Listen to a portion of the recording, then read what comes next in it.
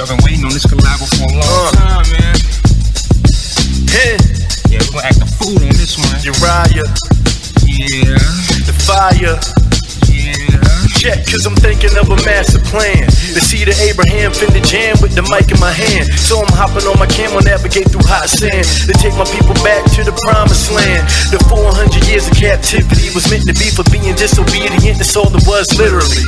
But still you're ignorant. Where's your dignity? So take a walk with me so we can trace back the history. I let my father speak, keep the Ruach with me. The eagle looking at me, so I move swiftly.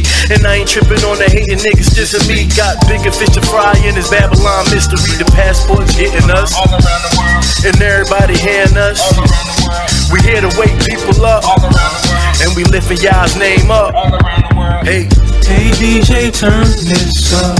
This is my favorite song. I like the way this feels. Played and showing all night long, cause I love the way them Hebrews do their thing. Oh yeah.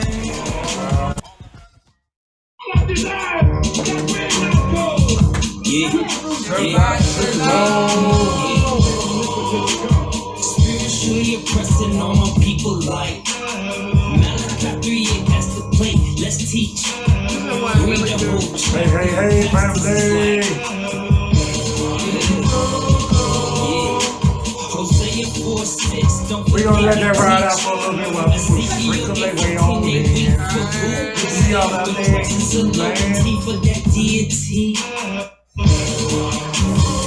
Shalom, big sis Antoinette. Shalom, sis Latasha. Shabbat shalom. Shabbat shalom, Koti Christine. Shabbat shalom, y'all. Hey. Now, Tristo, that's Tamika, right? Tamika. Shabbat shalom, Koti. Tamika. We taking a guess. Shabbat shalom. There you go. All right. Yes. That's right. Hey. Shabbat shalom, beautiful smile, Coach Christine. How you doing? Shabbat shalom. Good. How are you? I'm barely making it, Coach. I'm so glad you asked. Oh my goodness. What's the matter? Nothing. We good, fam. Just life. You know, it's the end of the week, so you know we plop down in this seat. And the next thing we gonna plop after we get off this camera with y'all is in the bed like this. I'm all out of fuel. I have no more fuel. I'm all at the Shabbat. I gotta rejuvenate for the rest of the week.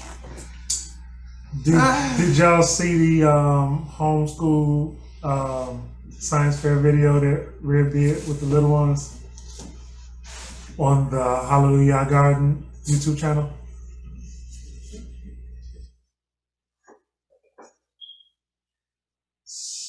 I did watch the head covering.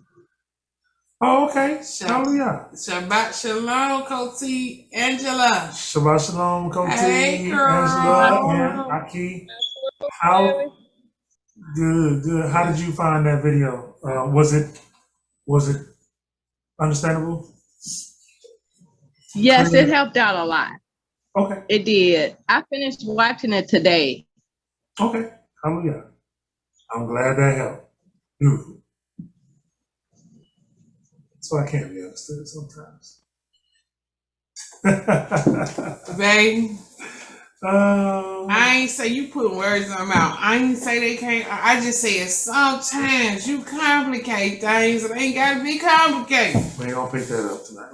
I know. What would you even say something for then, babe? Did everybody have a blessed week? I pray y'all did. Nothing too crazy going on in your personal lives and all that. I pray. Dang. Latasha, where did you get kicked out of this week? Let's open that up. Shalom, Aki. I didn't get kicked out of nowhere this week. Oh, okay. Nope, not this week. You say Shalom. not This week I was a little bit You said yeah, this week I was a little busy. Yeah. Okay. I didn't get kicked out. I wasn't able to visit nobody. Okay. Hey, Ari. Hello, princess. Hey, oh look at Ari.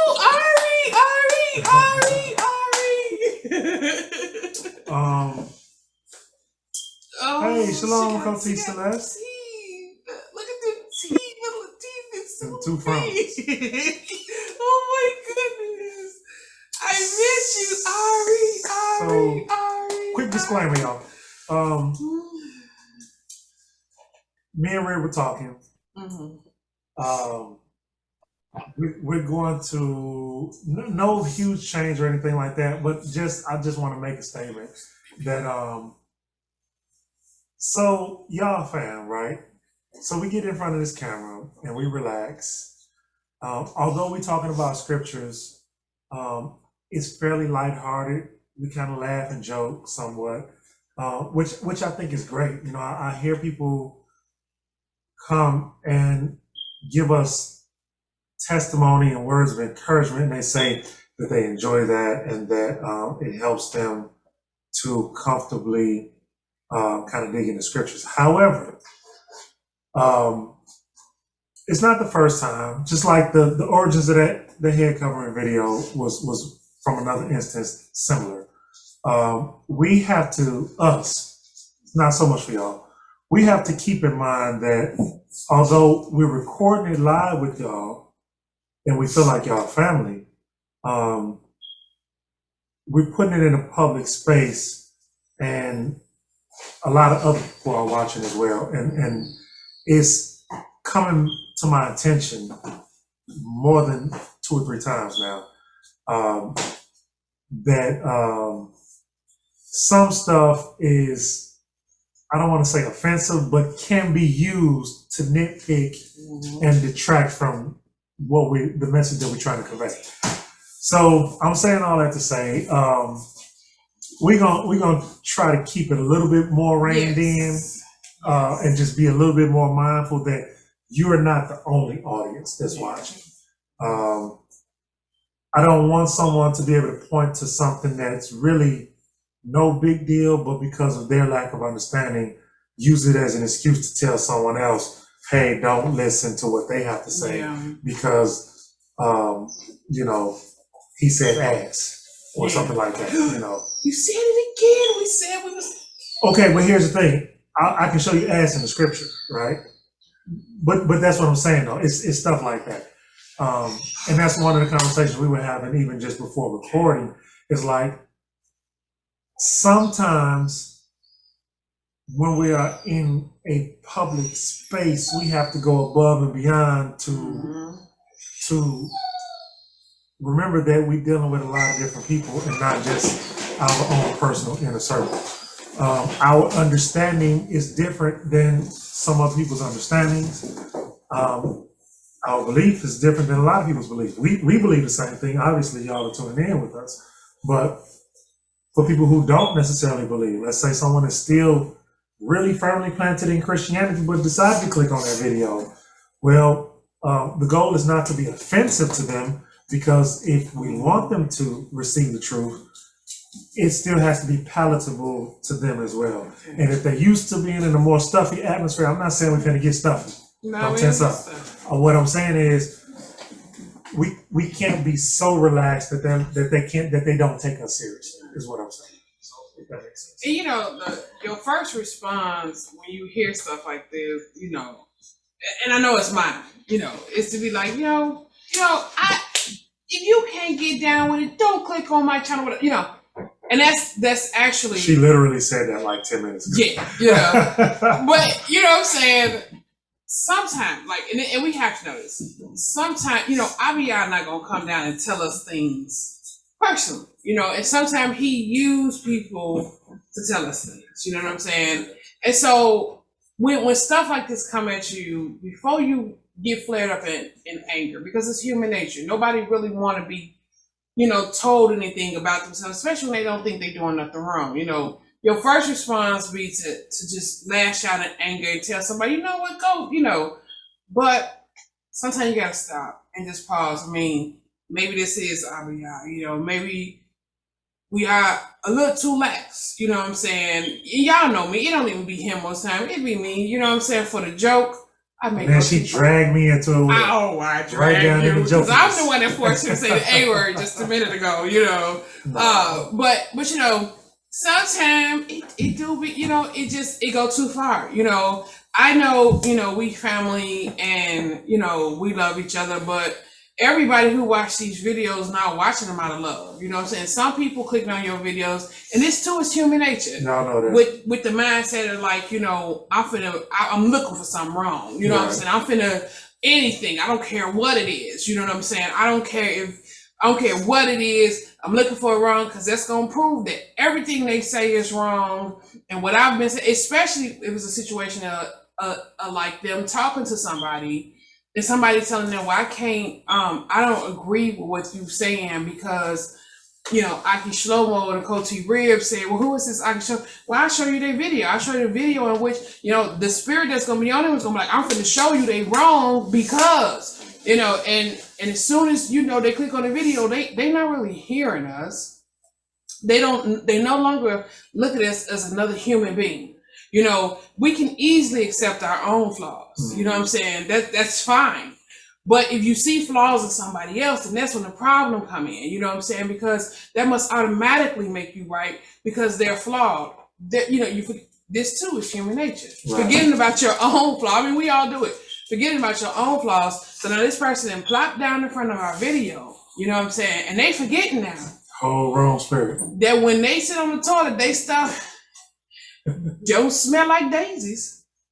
But in their mind, you know what I'm saying? And so now they watching the video and now they're like, if they not perfect, if they not just, boy, if they not on, then that's it. They're dismissed. This is dismissive. And the girl that I was telling all along, she should listen to me because, you know. And it's not just words. It's y'all have heard us talk about even being too relaxed with gesturing. Sometimes you there are people who that one he just is there. So now you sitting there like this. There are people who study something me and Aki David was talking about in another conversation, signs and symbols, right? And so you see people making hand symbols and hand signs, and this is one that it kind of,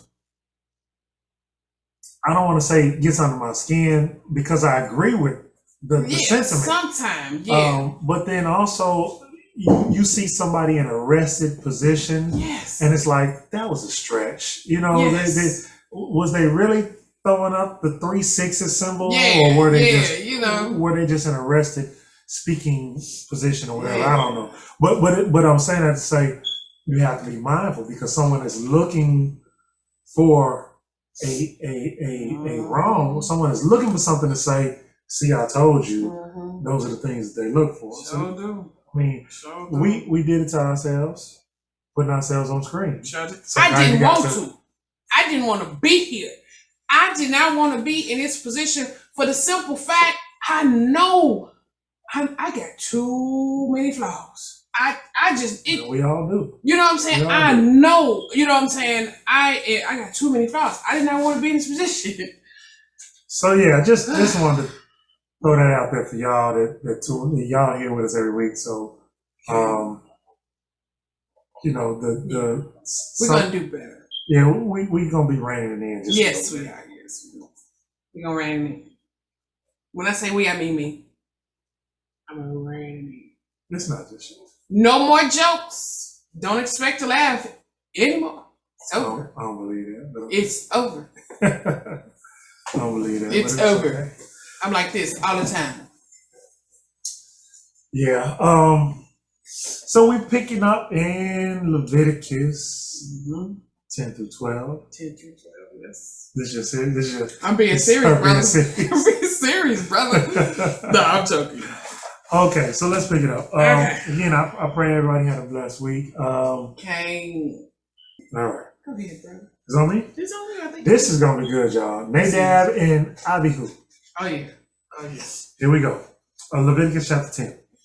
And Nadab and Abihu, the sons of Aharon, each took his fire holder and put fire in it, and put incense on it, and brought strange fire before Yahuwah, which he had not commanded him.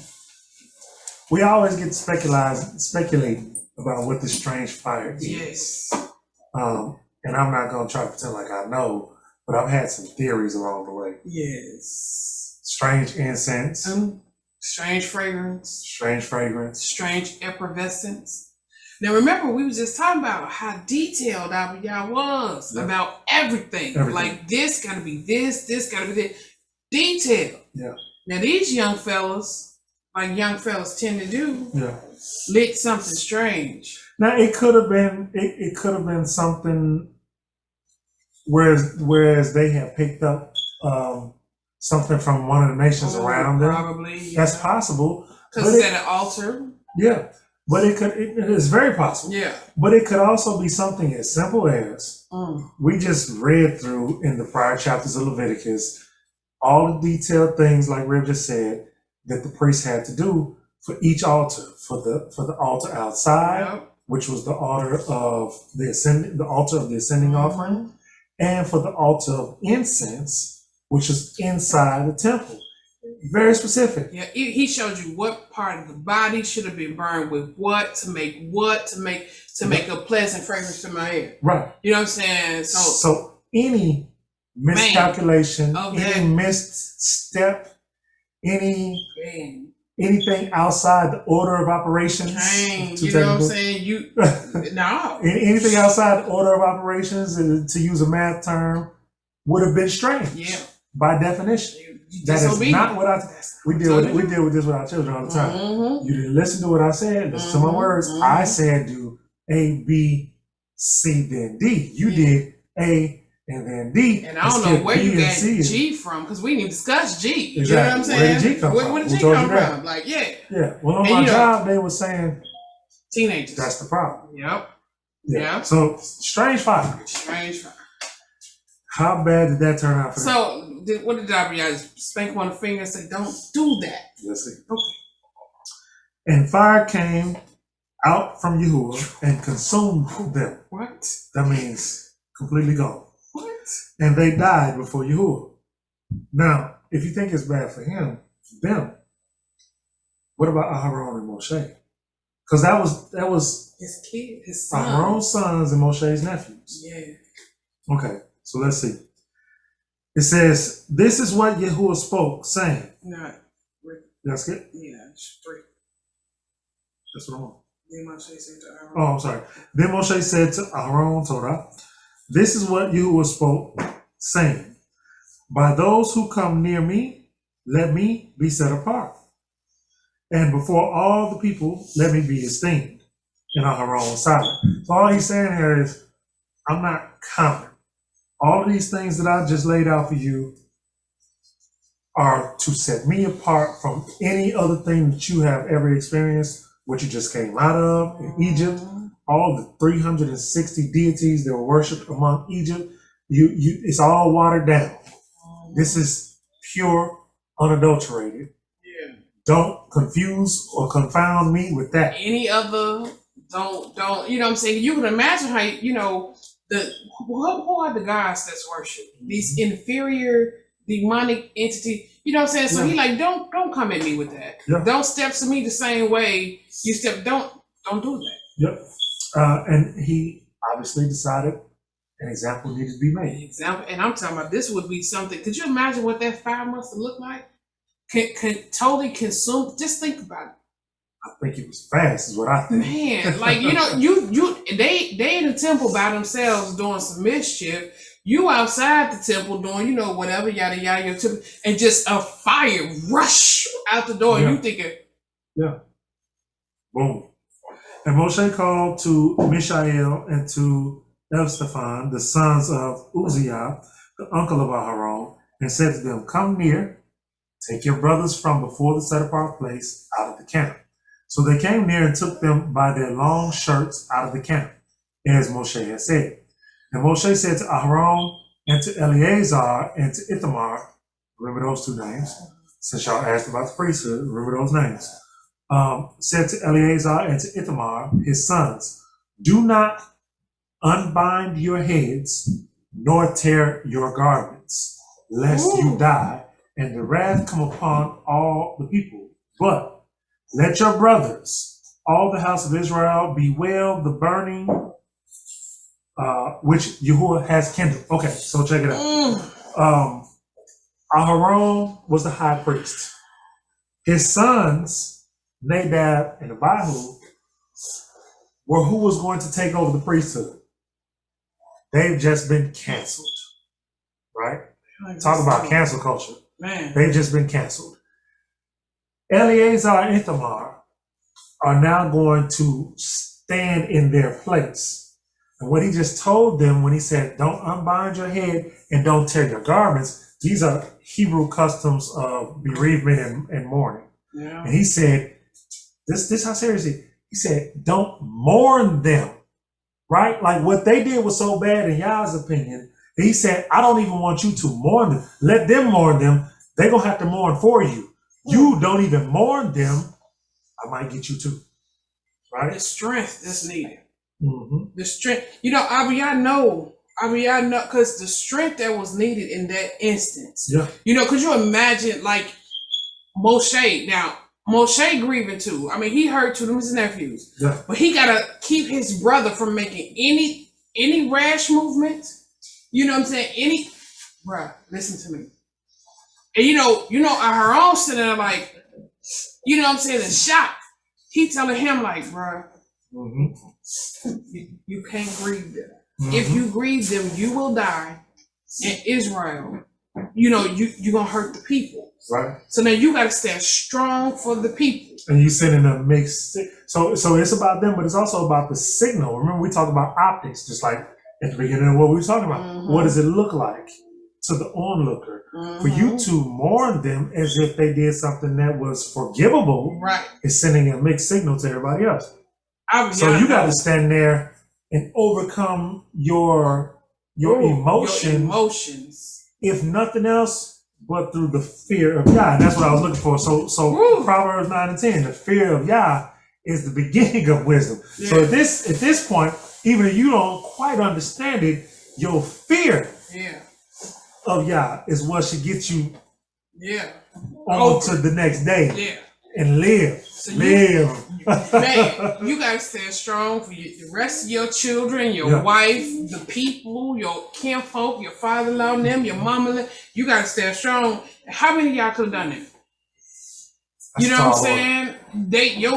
Your oldest children have just been torched. For being some chuckle knuckleheads. Yeah. Now I'm sure you probably done told them before, stop playing. Yeah. You know what I'm saying? Just listen to what I'm saying. I didn't say A, B, C, and D. What did I say? You know, and DCBA. then went in there and did something they ain't had no business doing. Yep. I know I deal with that with my children all the time. All the time. Personally. Okay. So he said,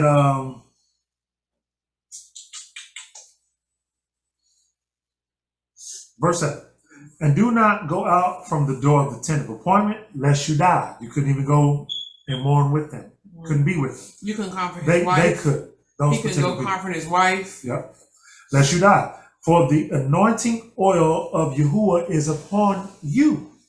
And they did according to the word of Moshe. And Yahuwah spoke to Aaron, saying, do not drink wine or strong drink. He's moving on. You, nor your sons with you, when you go into the tent of appointment, lest you die, a law forever throughout your generations. So question, were they drunk? It's possible. It's possible that may have been what caused the fire to be strange. But here he's delineating, this is a law forever. When you, didn't say don't drink wine, it said, when you know you're going into that tent of appointment, again, let's be clear, y'all, there was one tent of appointment. So we're not talking about every house on every corner that they today call a church. I'm not saying that even when you was in Christianity, you were supposed to go into church drinking, but I'm just saying there was a difference. This, again, we're talking about common versus uncommon, right? Something diluted versus something pure and of the utmost and set apart, or what we call in Christianity holy before we knew, right? So he's saying this is so set apart. Don't drink wine on the way in here. Yeah. So that your mind is, you know what I'm saying? Yeah. I told him a certain order to do things, and for some reason, they could not do it in that order. Okay. So as to make distinction between the set apart and the profane. Profane, common, similar meanings. And between the unclean and the clean. And to teach the children of Israel, or Yasharal, the laws which Yahuwah has spoken to them by the hand of Moshe. And Moshe spoke to Aaron and to Eleazar and to Ithamar, his sons, who were left, saying, take the grain offering that is left over from the offering made by fire to Yahuwah, and eat it without leaven inside the slaughter place, for it is most set apart. And you shall eat it in a set apart place, because it is yours by law, and your sons by law. Of the offerings made by fire to Yahuwah, for I have been commanded. For so I have commanded. And the breast of the wave offering and the thigh of the contribution you eat in a clean place, you and your sons and your daughters with you. For they are your sons, for they are yours by law, and your sons by law, which are given from the slaughterings of peace offerings of the children of Israel. The thigh of the contribution and the breast of the wave offering they bring with the offering of fat made by fire, to bring as a wave offering before Yahuwah, and it shall be yours and your sons with you, a law forever, as Yah has commanded. And Moshe diligently looked for the goat of the sin offering, and saw it was burned up. And he was wroth with Eleazar and Ithamar, the sons of Aharon, who were left, saying, why have you not eaten the sin offering in a set apart place, since it is most set apart, and Elohim has given it to you to bear the crookedness of the congregation, and to make atonement for them before Yahuwah? See, its blood was not brought inside the set apart place. You should have eaten it without fail in a set apart place, as I have commanded. And Aharon said to Moshe, see, today they have brought their sin offering and their ascending offering before Yahuwah, and matters like these have come to me. If I had eaten the sin offering today, would it have been right in the eyes of Yahuwah? And when Moshe heard it, it was good in his eyes. Now, I didn't quite get that one. Did you get that one? Okay, let me reread that. I'm sorry, y'all.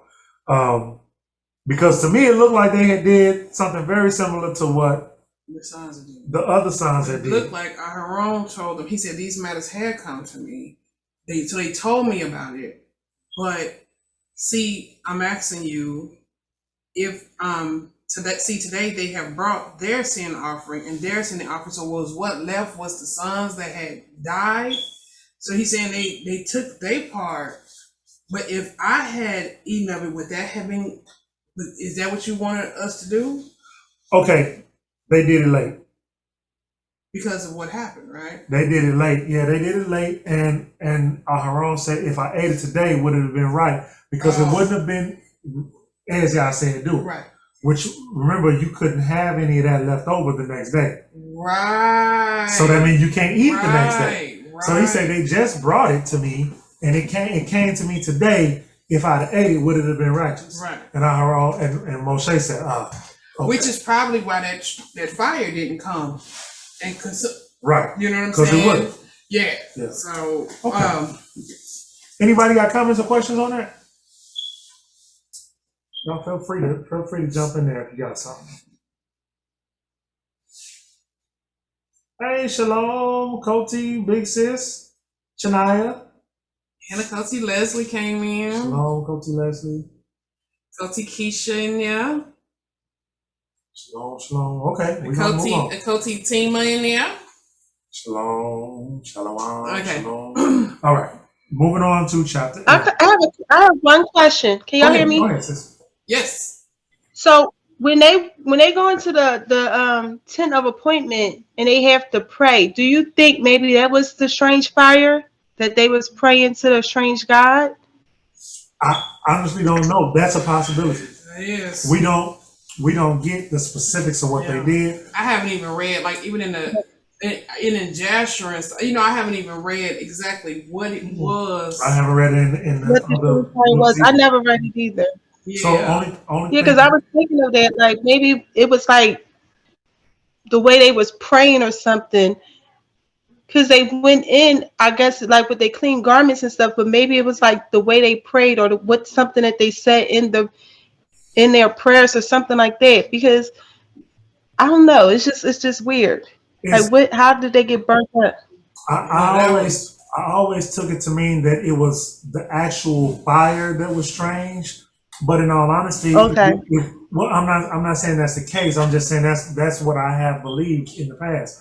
But in all honesty, when we look at the context and we put everything in place, we were just given, like we were saying earlier, all the details of how everything was supposed to be done. So in all honesty, any misstep would have made the fire strange. Yeah. Anything that you didn't do in all of those steps. And so what I get right now, where I am in my understanding, is that the picture that I think we're supposed to receive there is, as I said, don't deviate left or right. Yeah, and Any deviation left or right means it's not what I said. the fact that Abiyah came right behind that and banned the sons of Aharon from drinking in the temple, no drink, no wine, no strange Maybe drink, some strong drink may have been involved. Yeah, it made me think that, maybe they got a little too good and,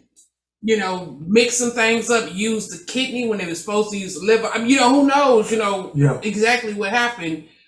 Used a leg when they were supposed to use, And look, we got people in the world so wicked today, in all honesty, that like, if it would have specified what made that fire strange, especially if it was something being attributed to a strange deity, it'd be people out here trying to duplicate. Sure would. You know what I mean? Sure would.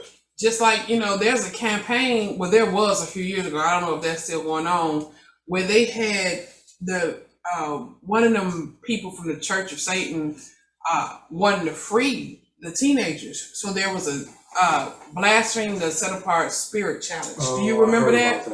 And so they was all on YouTube. This was before like Facebook and everything was. This was when YouTube was the big stuff. They may have drunk.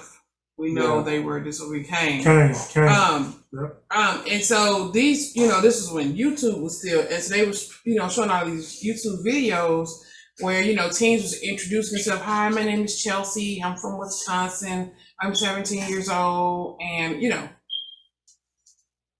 And that's so crazy because that's, even Messiah said you could blaspheme the Son of Man, but you can't blaspheme the Son of the Ruach.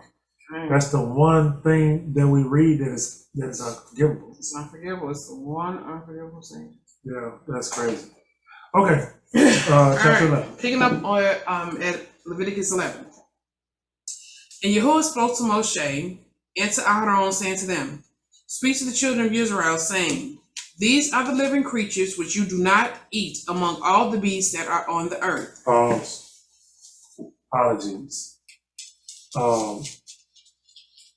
Israelites, we got to have this one memorized. Like, you don't have to have everything here memorized, but you're going to get into these conversations probably next to whether or not we have to keep the law, specifically the dietary law. One of the most common things. So you tell somebody we're not supposed to eat that crawdad, or we're not supposed to eat that shrimp, we're not supposed to eat lobster, or no thank you, I'll pass. I don't eat, snake, raccoon, whatever. Depending on where you are in the country. Why you can't eat or why don't you eat? Well, it's just not part of my belief. Don't you believe in the Bible? Yeah. That ain't in the Bible. Show me Leviticus 11. Like, we got to have Leviticus 11. There are a number that we should be able to have quick recall on. This is definitely one of them. The dietary law, Leviticus 11. Yep. Coach Janelle, you have some little sister? When I first read about the strange fire, I don't know, I guess because it was following right behind the events of what happened with the golden calf. I was just thinking that was Most High going, all right, now y'all doing too much. I gotta make my point. And so he lit them on fire.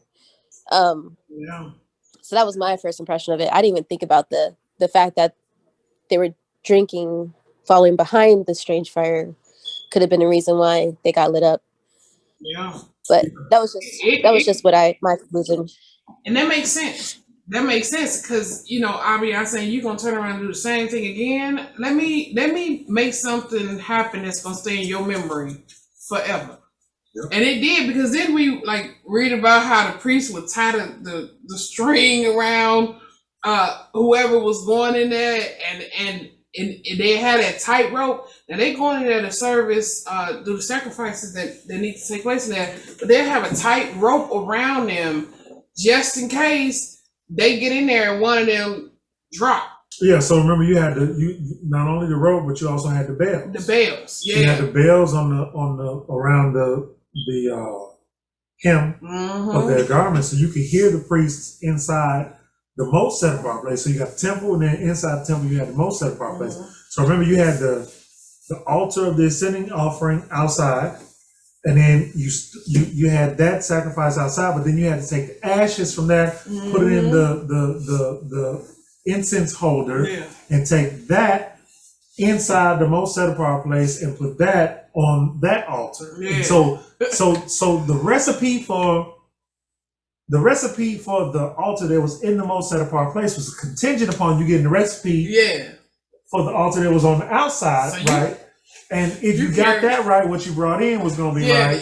And then you had to do that part right too. So, but it was only one person allowed to go into that place. And so if they got it wrong, you couldn't go in there and get them because you were drop dead too, because you weren't supposed to be in there. So only thing you would know is you either feel them stop moving or you hear them stop moving, and that's your cue to drag them on out. But let me ask you a question. Where did this take place? The fact that it was two of them in there, and neither one of them was their father. Like I said, we don't read the details. Only high priest, maybe that was part of it, is that they went in there and wasn't supposed to. Drunk, playing around. I don't know. We don't know. I don't know. Maybe they had. So this is all speculation. Let me be clear. It's all speculation. Maybe they had. Maybe they had gotten to a point where they felt privileged because they knew they were the successors of their father and was in there doing things that they weren't supposed to do, thinking that it was okay because of who they were. That's another thing to look at. I mean, look at Israel, right? We see reflections of that among the nation right now. People who find out they Israel, and all of a sudden they start abusing people and acting as if they are privileged. You want to have people bowing down and kissing your feet out on the streets, cussing at people, disrespecting people. Like that spirit is out in the world among Israel, and it could be that that's what it was. Again, this is all speculation. But I believe all of these things that we're discussing would make it strange fire. So whichever one it was, or even if it's something that we're not naming, all of those would make it strange fire because it was not brought in the way that it was supposed to be brought. And if I wanted to make an example, he sure did. Because imagine whoever went in there after that, boy, they was shaking. They got, man, just give me a minute, bro. Oh yeah, because y'all remember after the golden calf incident happened, the Most High was ready to kill everybody. Everybody. Say, I'm gonna kill them all and start over with you. And he chose not to. Tamika. She told me maybe they poured out a little liquor on the Tamika, no. Tamika, that's just... They was drinking. They was drinking alcohol. I'm just saying. Hey, sis, you do you know that pour out a little liquor is a custom that comes out of pouring out libations to the ancestors. Oh my goodness. That is actually a custom of Hamites. I know. You do know that, okay? I love history. But you see how they push that on us through the culture, through hip hop and stuff like that. Wow. But I I also feel that a lot of the foods that we aren't supposed to eat were designed to make sure that our bodies didn't stay clean. Because when we looking at Leviticus 11, almost everything that we eat in over here in America, is not good for us. It's what is making us unclean from the gate. Yeah, And if you notice, a lot of that was we were forced to eat it because we didn't have anything else to eat. all by design. Yeah. All to weaken you. Exactly. Because look, the old wizard didn't already told them now. You need if you go rule over Jacob, you need to disconnect Jacob from his power source. Yeah. If you don't disconnect Jacob from his power source, sit down somewhere because it ain't nothing happening. Is it us or is it just you, sis? You say you got a really bad connection. Are you guys having difficulty hearing or seeing us? No. Okay. It's a storm over Louisiana, Colt. So Coty, try going out of Zoom and coming back. yeah, it could be I that have storm. to do that sometimes. It just blew over us. It was kind of heavy. Coty Celeste, you had something? Yeah, it's snowing here in Nashville. Yeah. Oh, okay. Yeah. Gotcha. Yes, I just wanted to add just a little bit about the fire, and which is just speculation as well. But when I read that part, the fact that it said that they put fire in it and brought incense on it, and then brought strange fire, I looked at it as that they may have been bringing like a strange entity, like a god or some type of god, like some type of worshiping type thing. And that's what I got out of it when I read that. Yeah. That could possibly be it. That could very well. Because we have no way of knowing. We know that Aharon was on board with the things that Moshe was saying. Yeah. But these things that he was saying completely changed their lives. And so we don't know if they was in rebellion, or we don't even know if the devil, because we remember now, we see how the devil tried to tempt several characters in this book. So we don't know if the devil was outside, like, here, take this Muma Baruta or whatever and sit it up there. We don't know. We don't know. This could have happened, and you definitely have a point. Yes, and let's think about, in line with what you were saying, Coty Celeste. Let's put things that go together, right? Mm-hmm. So we just talked about unforgivable sin of blasphemy, right? Mm-hmm. Most of us, when we first started learning about the Bible, believed that the only way to blaspheme is by words. Mm-hmm. But we read and we were just talking about this in the Goshen group study the other day, and I mentioned this in there. Mm-hmm. We read in one of the prophets, I think it's Jeremiah, that the Most High says he protected his name. He said, for my name's sake, I guarded my name, so that it would not be profaned amongst the nations. So if we understand what he's saying there, it kind of gives us an understanding that another way to blaspheme him would be to misrepresent him while supposing to be a representative of him. So now you're supposed to be representing him, but you bring in, as you said, another deity, Chifufu, or the customs of another deity into this temple. So if that's unforgivable, then it would make sense that fire came out and was like, oh, you got to go. Yeah. Think about some of the other laws. If and we haven't gotten here yet, but we will. So look for it. If anyone of your nation or of your family even goes to you and tries to tell you to go worship someone other than Yah, it says, let your hand be the first to stone him. Right? It says, for the sin of witchcraft, which is rebellion. Mm-hmm. It says that you're supposed to take them out in the assembly, and everybody's supposed to stone them. Right? So we talk about things that are punishable by death. And what I'm saying is, if you really think about it, these things that are punishable by death may be considered blasphemy. You understand what I'm saying? You are blaspheming his Ruach HaKodesh by these things that he said you got to die for. And I think y'all really know. You know, people fond of saying he know my heart. He know my heart. He know your heart. Think about the man who was out there. Go two ways. Yeah, you know what I'm saying. Think about the man who was out there picking sticks on Shabbat. He said, "Look, I ain't signed up for this. You ain't gonna tell me. I ain't gonna." You know what I'm saying? Like, Oof. I mean, I'm Just not. like that. I mean, I'm not playing with people. You know what Just I'm like saying? Coaching Natasha, you got something? Yeah, I was just going to say what Janelle was saying about the golden calf, and you know how Aharon, he was the one that actually put the calf together, so maybe that was his punishment. You with right. his sons being You right. being burnt up in the fire. Maybe that, and then that's why God, like y'all told him not to rip his garments or anything else, like stand there and accept it.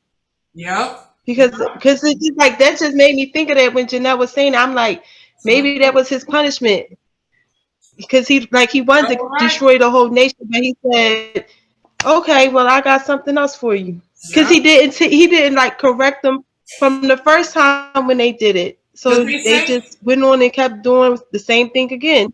Your children pay for your sins up to how many generations? To the third and fourth. You know what I'm saying? So you own something else. He was. Yeah. For your children to die is definitely a punishment. That's a punishment. I would agree with that. And then not to even mourn them. And that's your oldest son. So what message did you send to him when you built that calf? Okay. And Coach Keisha said, would this be an example to priests going forward of how serious this position is? Absolutely. Their punishment would have been to be an example to us on breaking his word. Absolutely. 100%. Yeah. And you would think, sis, you would think that this would be the last time y'all had to make an example. You would think because so. this would suffice. This, man. But wait, there's more. You would think after the parting of the river really. Yeah. But no. After everybody's oldest child dropped dead in in Egypt, you would think that would have been. Yeah. You know, could you imagine being here in America and you turn on the news and say a phenomenon, the oldest of every living child has died. You know what I'm saying? You'd think that would have been, or maybe even the measles, when everybody caught the measles, or when the frogs start eating people. You just would think just after, but I don't know, our people, that was my thought. Akoti Chinaya says, that was my thought. They were like wild bulls in a precious place, and they had no regards for Yah's holy place. Yeah, I would agree with that, sis. Absolutely. I would definitely agree with that. They was reckless. Okay, here we go. I don't even think I got fired at all with this. We didn't start, did we? Okay, I'm on 3. Okay. Okay, so he's telling us the beasts. That was me. I'm sorry. I'm the one No, it's okay. These are the living creatures which you do eat. You do eat among all the beasts that are of the earth. Whatever has a split hoof completely divided, chewing the cud amongst the beasts that you do eat. So what does he tell us there? So a split hoof, chewing the cud. Now the cud is what? Vegetarians? They okay. We somebody got to do a. We looked into the cud a long time ago. What you say? Grass? Okay. Yeah. I thought it meant like grass, like vegetation. Yeah. Vegetation. Okay. Right. Mm-hmm. Only these you do not eat among those that chew the cud. So there's some people, some vegetarians you can't eat, or those that have a split hoof. The camel, because it chews the cud but does not have a split hoof, it is unclean to you. And the rabbit. Now I know some of you Hebrews ain't want to hear that. Not the Hebrews that know they Hebrews, but I know some Hebrews like rabbit stew. No, stop eating the rabbit. The rabbit, because it chews the cud, but it does not have a split hoof, it is unclean to you. And the hare, because it chews the cud, but does not have a split hoof, it is unclean to you. And the pig, though it has a split hoof, completely divided, yet does not chew the cud, it is unclean to you. Their flesh you do not eat, and their carcasses you do not touch. They are unclean to you. Now, I went into detail about the swine. These you do not eat of all that are in the waters. Anyone that has fins and scales in the waters, in the seas or the rivers, that you do eat. So fins and scales is good. Fins and scales. Now there's some with fins, because somebody argued about catfish. When I say somebody, I mean your sister.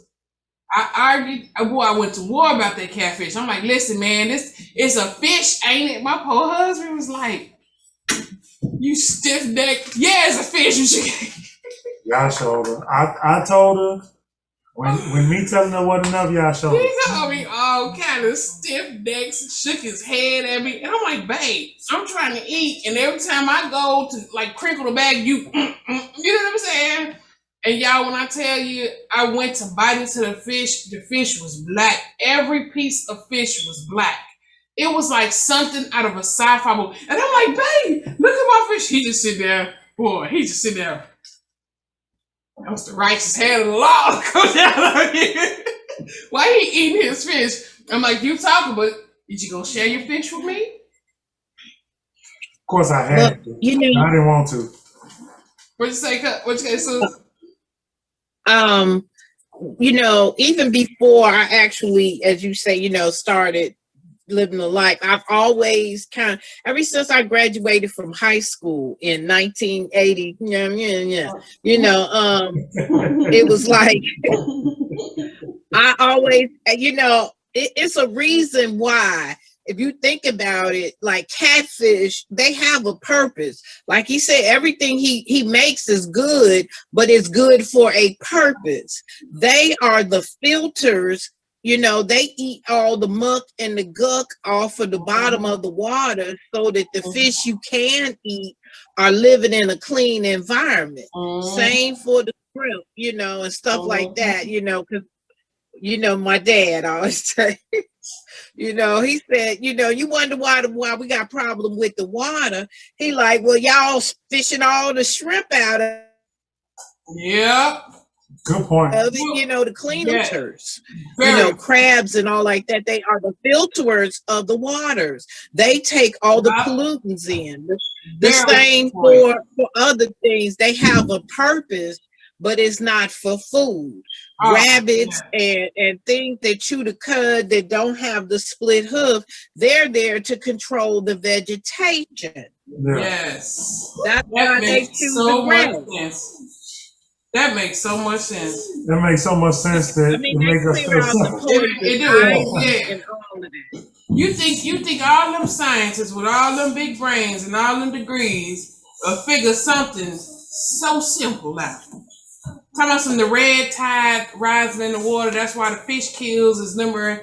You done took away all of the garbage disposals. The garbage is okay, here we go. And you know, and wait a minute, and you know that's exactly how I use the scenarios that I use to explain to people, especially Black people that come through when I was working as a nurse, to explain why we have high blood pressure, to explain why we have all of these other diseases that don't affect Blacks in Africa. You understand? Yes. And I would use this scripture and that same analogy to explain to them why they shouldn't eat certain things.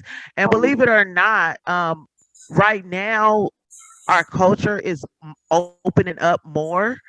So when I do explain those things, I have actually, you know, giving people like your name as an author, you know, to explain the whole culture of everything. Because a lot of people ask me, like, how did I get into this whole, you know, the Wake Up Jacob project? So I have to explain this. And like I said, I even do it when I'm at work to talk to people, our people, about letting them, you know, these doctors put them on medications and stuff, you know. So I use this scripture to explain to them why they're being afflicted on these things, why you have high blood pressure. You understand what I'm saying? Why you're having this and why you're having that. I tell them, first of all, our bodies were not made to be here in this place, period. United States was not made for us. We are not supposed to be here. So therefore, the things that they eat and they consume over here, of course, they're going to affect us in a much different, way. And that's why doctors don't understand either. They don't understand, like, why these things are happening to us, why this or why that, or, medications that are used to treat, white America don't work for Black America. And they said all of that. They were trying to use, I thought I was going to be the next Sarah Bartman when my cancer went away. They were like, oh yeah, they were trying to drain me of blood. They wanted to know what I was eating, what was my daily intake. They wanted to know what herbs I was using. Everything. Like, my husband literally had to take me from that doctor. And now we're moving out of state because they're still contacting me, wanting to know what I did. Wow. That is And crazy. you know what? Another one is lisinopril for high blood pressure. They was giving it to all the Black people. And I was wondering, I have high blood pressure. So I'm wondering, I'm just itching. I mean, my whole, and I'm like, what's going on? And I did my research and I'm looking at all these Black people are having these adverse reactions to lisinopril. Their lips all swollen. They are having all these horrible allergic reactions. And so now I tell anybody, I'm like, don't take that crap. They're giving us stuff, and it like she said, it's not for our bodies. Our bodies are different. That is amazing. Everybody got allergies. How many Black people that got allergies? Yep. Yes, ma'am. And I want a beautiful testimony too, sis, with you beating cancer. Beating cancer and being in a position to, when you're dealing with people, which I'm sure you deal with a lot of people in the medical field that have high blood pressure, pointing them to the scripture to explain that. And let me tell you why it's so powerful to me, in all honesty, because when we get to we read it already, actually. When we read in Exodus, when Moses went to the nation and told them that Yahuwah said that the nation of Israel was going to be unto Yah a kingdom of priests. Part of the curses was that we were going to be scattered. But the beautiful thing about it is, like, you read the words of Mashiach and he say, the entire world is going to hear the truth first, right? It says, and then the end shall come. So it's like, if we were disobedient, we got scattered because we weren't representing him the way we were supposed to. It's so beautiful that Yah's words never fall short. So even though we were disobedient, we were scattered to the four corners of the earth. And as we are waking up, we're waking up and giving people the truth. So the entire world is still going to hear that truth, even though we didn't do it the way. We're waking up all over. Yeah, we're waking up it's a beautiful all thing. over, and we're waking up and we proclaiming it. There's no way you can sit on this. There's no way. And Messiah say, don't put a shade over your light. Don't put a lampshade over it. You know what I'm saying? And it's just no way. The thing that causes me to grieve is, and this is what I was talking to my husband, it's the politics in Israel. You know what I'm saying? We waking up and we telling everybody, but now this rat race has started. You know what I'm saying? This rat race of who can harbor the most, it's crazy. And so it's like, although we telling people the truth, then people come to the truth and they see Israel so divided.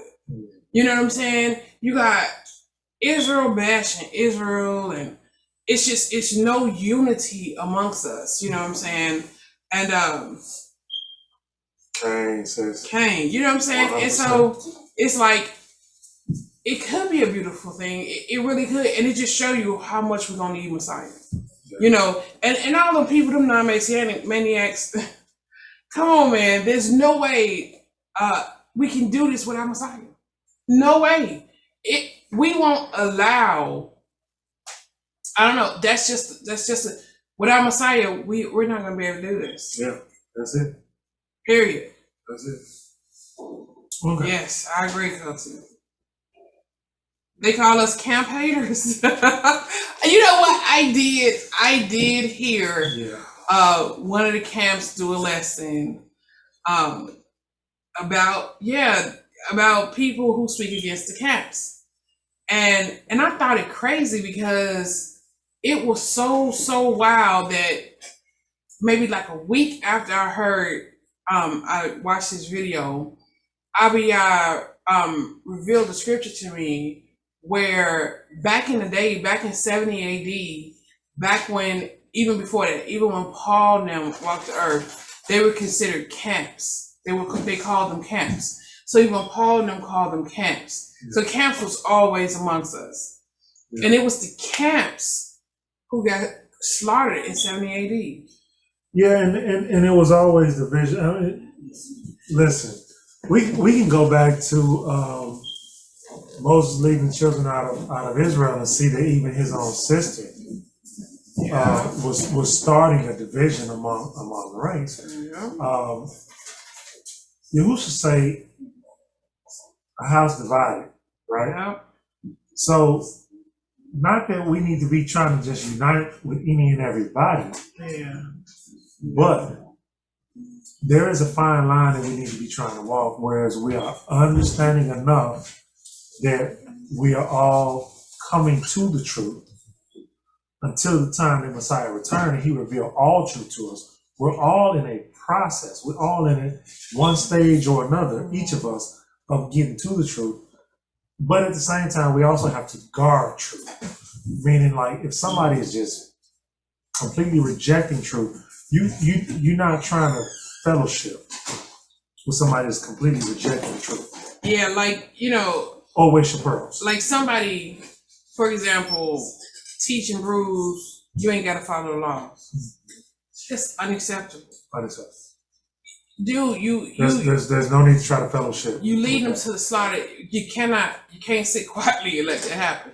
That's unacceptable. You know what I'm saying?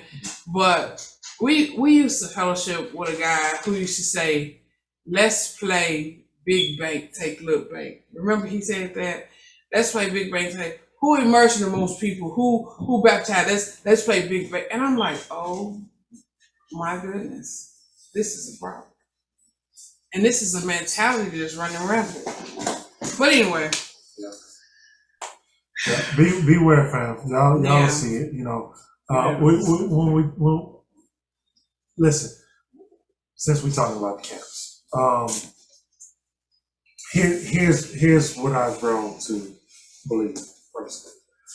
I'm not going to condemn an entire group of people based on who they affiliate with.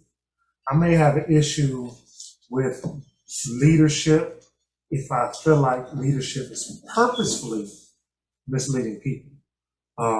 But individuals, I'm gonna give them a benefit of the doubt. I shalom and dap up my ox and the coatees, even if I can clearly see by their dress and their uniform that they are part of the camp. I don't care. I'm a shalom, right?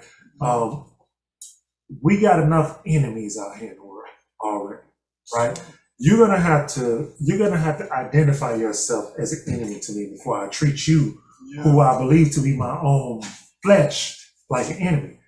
But if you identify yourself as an enemy, then I guess you're not an enemy of me at that point. You're an enemy of my father. Yeah, I had to learn, because I had to learn that just because somebody's with a certain camp, it don't mean they don't have love in their heart, or they're, you know what I'm saying? Because you know, some you walk up on some camps, and I'm very, very protective of my family. Like any lioness, you know what I'm saying? If I feel that somebody is hurting my family in a certain way, you know what I'm saying, I go into a protective mode, you know. And my Ish, he has this thing about him. He just like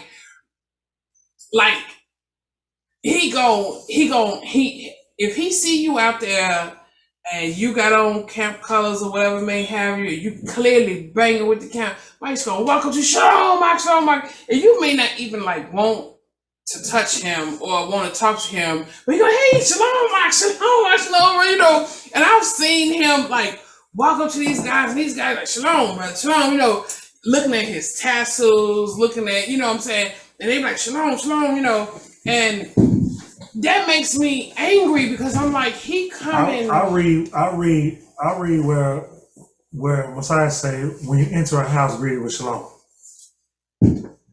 Either the shalom is returned to you or it's not.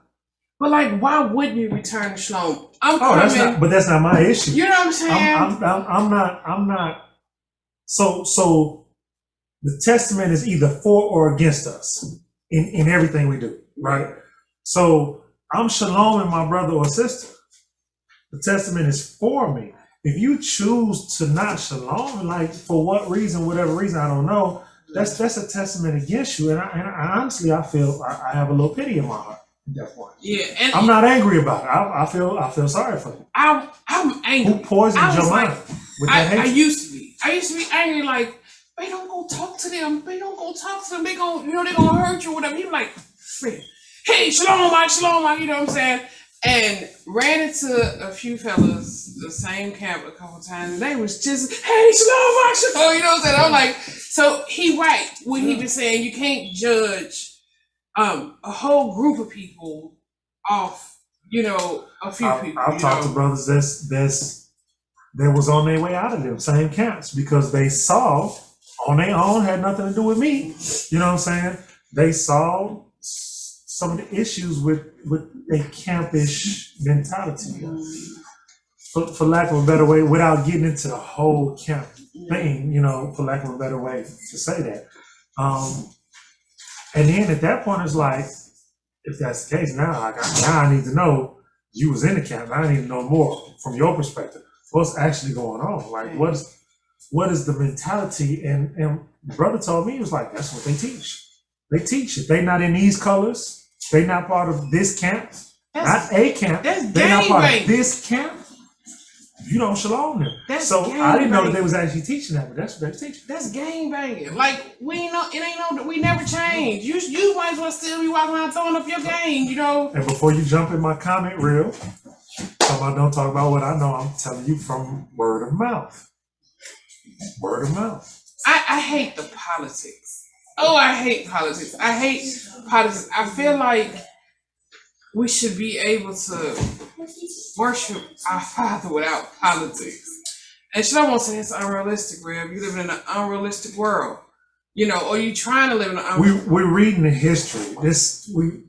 It was always this. It was always this. But it won't always be this. Like when everything is set right, it won't be. So hallelujah for that. But right now, like I made this comment to Rev the other day, right? She was talking about how tired she was, which I agree. You know, y'all know we got a lot going on. We've been through a lot as a people. We traumatized. We haven't been properly healed. We haven't been properly compensated for the things that we've gone through, and that's the big picture. But even the weekly thing, right? The things that we go through from first day of the week to the sixth day of the week, to the time we fall into the chairs and you fall into your chairs, we're tired. But I'm putting the week thing with the big picture thing because what I said to her is, what is the kingdom, right? What is the kingdom but a rest? You don't get to the rest part without going through the work part and the trial and the tribulation part. You don't get to the rest part without all the other stuff that comes before it, right? It just makes the rest that more worth it. So it's an uphill thing. Oh my goodness. The battle is real. The struggles are real. The purging is real. The purification process is real. Because remember, ain't no fools going over the King's Highway into the kingdom. Oh, but when you get there, man, can you imagine? You look, if you think it's tough now, nah, you ain't seen that. And that's why I be telling Israel, look, we're fearing and being worried of things the nation's being worried of.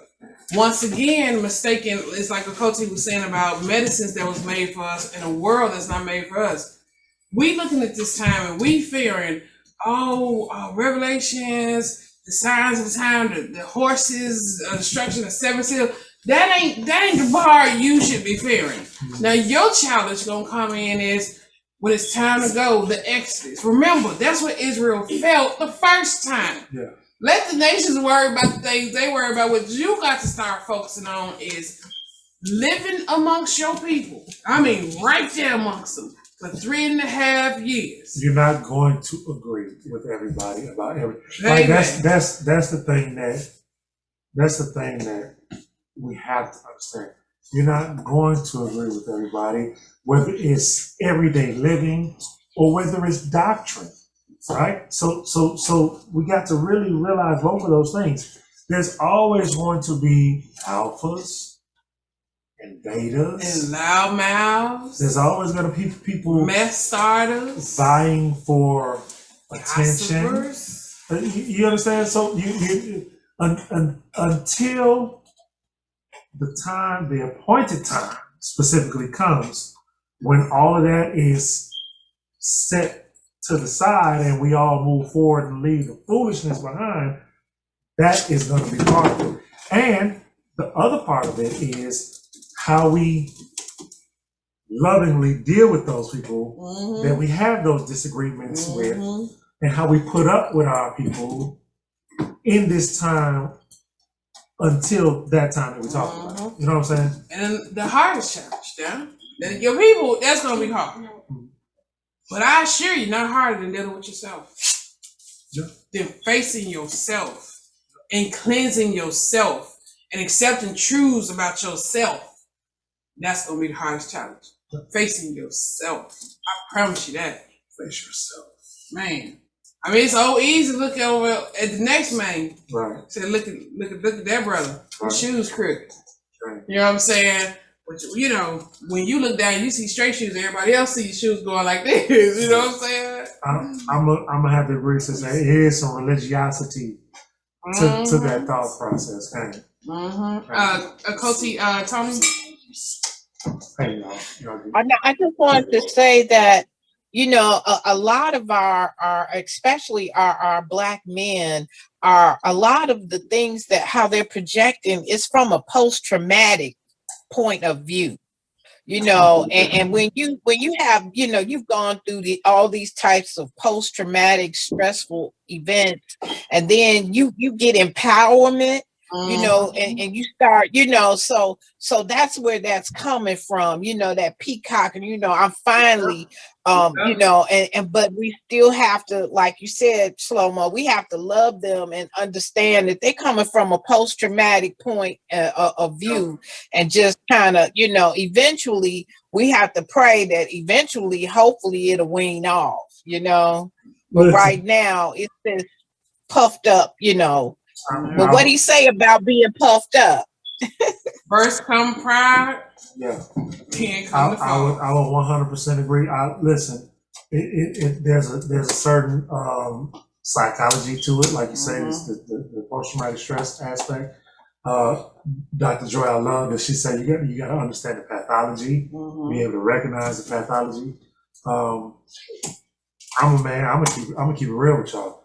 Some of these brothers, you could tell, just they were not popular in their youth, and now once they got a hold of this, it's like, okay, now I can use this to elevate myself, and everybody will look up to me, and they're not used to that, right? So you can see people that are like, okay, now pay me attention, and I have what you need. You got to come through me, and that's how they operate. And that's how they move. And you can recognize that when you see it. It's like, oh, okay, so you was married, you get no girls, and so now you want all the girls, and his wife, and his wife, and his wife. I don't think it's that. I just think I'm not saying that's the only thing, but that's a listen, y'all. That's a big one. I'm a man. I'm telling y'all from what I've observed, it's a big one.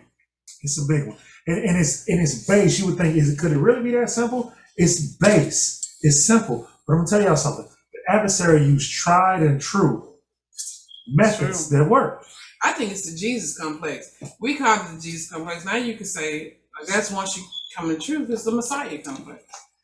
Everybody want that seat. Everybody wants to see the high priest.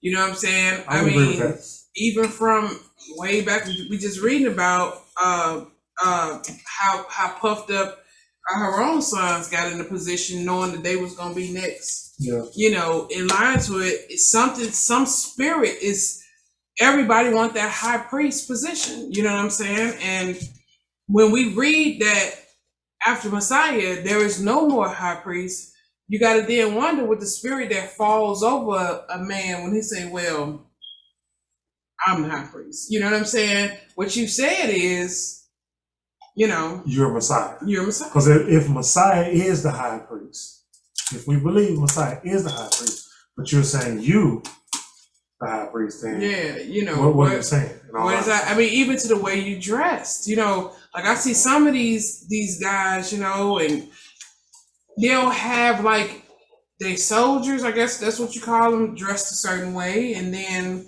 they'll have maybe, what are they, ministers? Is that what they call them? Dressed a certain way, a little higher. Deacons, all that. And then they got the crown. You know what I'm saying? They dressed in a position that, you know, I'm the high priest. You know what I'm saying? And so it's something about that position that make certain men go crazy. No. Equal opportunity. Certain men and women. But women can't be high priests. No. But I've seen some of these couples that have elevated themselves as couples as well. Yeah, I have to. Equal opportunity. And then it gets to the point where then you start seeing competition between the couples. You know what I'm saying? So it's like now you got husband and wife competing for the high priest position. I've seen it, and let me tell you something. It's ugly, and I hear me tell y'all. Now I don't think we above that. We ain't above. You know, no spirit jumping on us, and I ain't finna sit here cocky and vain talking about you can't be me though. You know, nope. Because when spirits get a hold of you, sometimes you can't even see it. You know what I'm saying? You can't even see that spirit that sank its hold in you so puffed up and vain, you can't even. So I ain't never saying I'm above it, but I'm praying that I keep His hedge protection around us. You know what I'm saying? So it don't get to that point. You know, I feel bad because I always want to run away. You know what I'm saying? This little.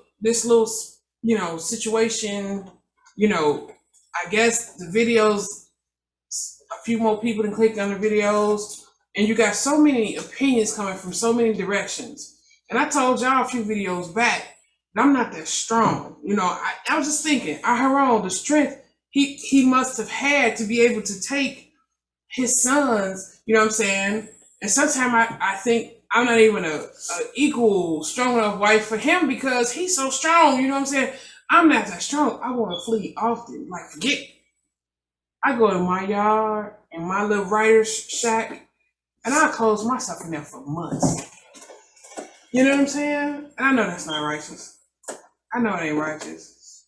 But it's a lot, y'all. It's not only demons attacking you, not only your people attacking you, not only the pressure. It's a lot. It's a lot going on. Okay, ready? Can't help us to not be wicked, Cole. Absolutely. Did you go to Latasha yet? Look, go to Latasha. No, I was going to say they do that, especially when it comes to them calling, I guess, the oppressors, and they ask you, how can you say that you love your oppressors? And I'm like, well, how do you know who your oppressor is? Because of the color of the skin? Because there was people that was our shade that was oppressing us. Yeah. So so how do you say just those people is your oppressors? Yes, ma'am. And because it was a person I live in Philly, so they all over every subway stop, everywhere. So when I usually walk past and they say something, I try to cross the street. I'm like you, I try to flee and cross the street because it's just like you don't want no conflict. Yeah. Right. Just don't say anything to me. I don't say anything to you. And I try to cross the street because they have issue if I have on pants and they like you're not supposed to have your fringes on with pants. Who told you can wear pants? And I always be like Yahushua. And if you got a problem with it, go take it up with him. Let me tell you something. Kick you out the street. We in the South, right? Oh my goodness. But we used to live in, we from Chicago originally. Mm-hmm. Let me tell you something about our oppressors and who they may look like. Listen, we live down here and we, for all intents and purposes, surrounded by Gentiles. And I'm gonna tell you something, man. There's some Gentiles here so drug out, poor, burn out, used up. They ain't oppressing me. I feel sorry for them just like I feel sorry for my people sometimes. A lot of them is so bad and so bad end of the deal that they ain't oppressing me at all. They may in their mind because of some they just believe that they better some kind of way. They just as poor as us. But that's the lie. You know, people sold them that lie, and they did buy into that lie that they were somehow better or superior. But I'm looking at it. Yeah. And I'm looking at their situation. I'm looking at how they ain't got no teeth in their head, and they only 20 years old. Remember what we said. Meth mouth. You using can't them say up. meth mouth on YouTube. Remember we said we ain't gonna do that, though. That's what you said. You said we had the low talk. You said I didn't say I was gonna not be honest. I'm just saying they are not oppressing me. They not oppressing me. So I'm not gonna. You know what I'm saying? They not. Sorry. Yes, and they scream, and they scream and tell you like you shouldn't like this person. They start talking like if it's mixed races walking down the street together. Yeah. Oh, you going to hell for date? Like what? Why would you say that? You don't know where she's going. And what be killing me is you speak. They speak with such like my brother. Your eyes. I'm seeing the 2x4s in both your eyes, brother. You know what I'm saying? Not playing, son. You said But 2x4. you out here, I'm talking about the wood so heavy in his eyes, his boys helping hold it up. You know what I'm saying? But you out here telling this person they on the way to the lake, bro. Let me tell you something, bro. Y'all know the scripture And she sister. referencing, right? And sister, because some of these sisters, Yes. you know what I'm saying? You Take the plank out of your eye first. Okay, sis. Let's focus on that. You know what I'm saying? Let's focus on the human experience. Meaning, you know what I'm saying? Before, because, like, how can, oh my goodness. Look at you. You walk completely over here. Our puppy is so big now. Big. And my baby sleeping on the floor. He just walked completely over here. What's all okay, anyway. Yeah. And it's not a good look. I'm reminded of that scripture when the Messiah said it was two men praying. One man, the scribe, the teacher, the priest, the high priest, came, stepped to Abiyah like, Father Yah, I'm here. I'm here to beseech ye on behalf of these heathens. Father Yah, touch them with your healing hand. Yada, yada, yada. I'm paraphrasing. And then the next man, the criminal, he said, forgive me. Right. He ripped his clothes, saying, Abiyah, it's me, the sinner. You know, I'm coming before you filthy. I'm ashamed. Help me. Please. You know, the demons got the better of me this week. I've had a tough week. You know, he said, who prayer did Abiyah hear? Right. You so vain and puffed up out here talking about who going to hell. You telling me I'm on my way to hell for wearing pants, but you gotta see. We said we weren't gonna do that. Okay, let me finish. But you know what though? It's not just the cameras that's like that. It's the Christians that's like that too. Because that is what I grew up being taught, like, and I'm not really old, so you could just imagine what I went through. But I used to have to wear my skirts all the way down to my ankles. My shirts had to have a collar that came right under my chin. I wasn't you laughing, I'm serious. Yeah, I know. I know I what you had mean. the Though. rock I had the rock and roll shoes on, the black and white shoes, Oh yes, I had to. yes. Yes, so it wasn't just it's not just them, it's Christians too, and they tell you, like you're going to hell for everything. Like, you Yeah, so barely can our breathe. people, You know what I mean? Like, we there's no spirit in it. It's like, you speaking to me about, I've had sisters, they didn't do it again, but they tried. I've had sisters try to tell me how wrong it is for me to have on pants. I said, okay, well, let's talk about it. Let's do it. You stuck on this physical, but no spiritual. I'm talking to you about scriptures you ain't never even heard before. You know what I'm saying? When I'm asking you about your scripture study, you telling me you have none. Sis, read the book.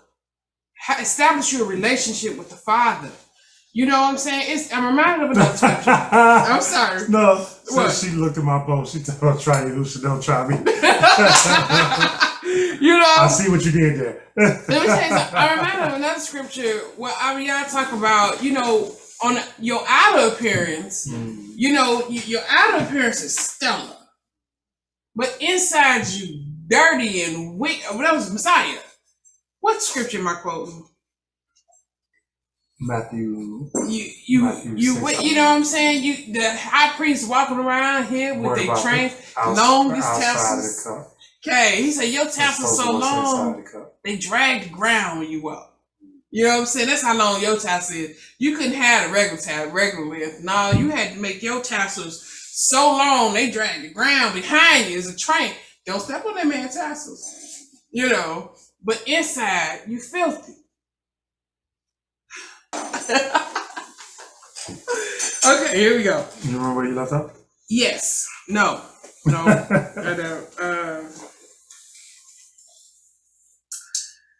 don't. You just finished. I think 11. Fins and scales, 12. Yes. All that have not fins and scales. No. 11. They are an abomination to you. Of their flesh you do not eat, of their carcasses, and their carcasses are abominants. And all that have not fins or scales in the waters are an abomination to you. And these you do not abominate among the birds. You do abominate. Okay.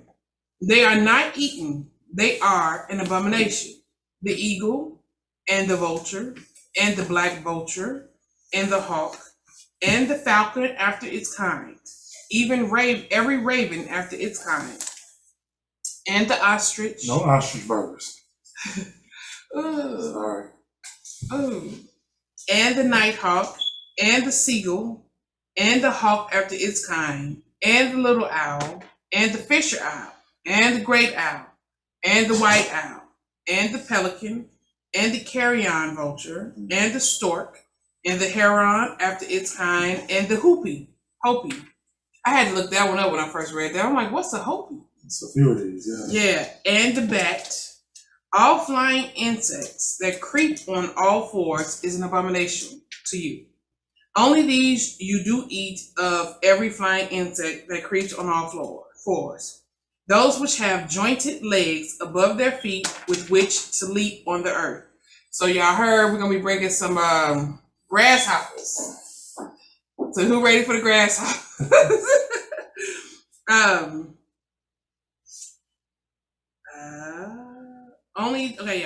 These of them you do eat.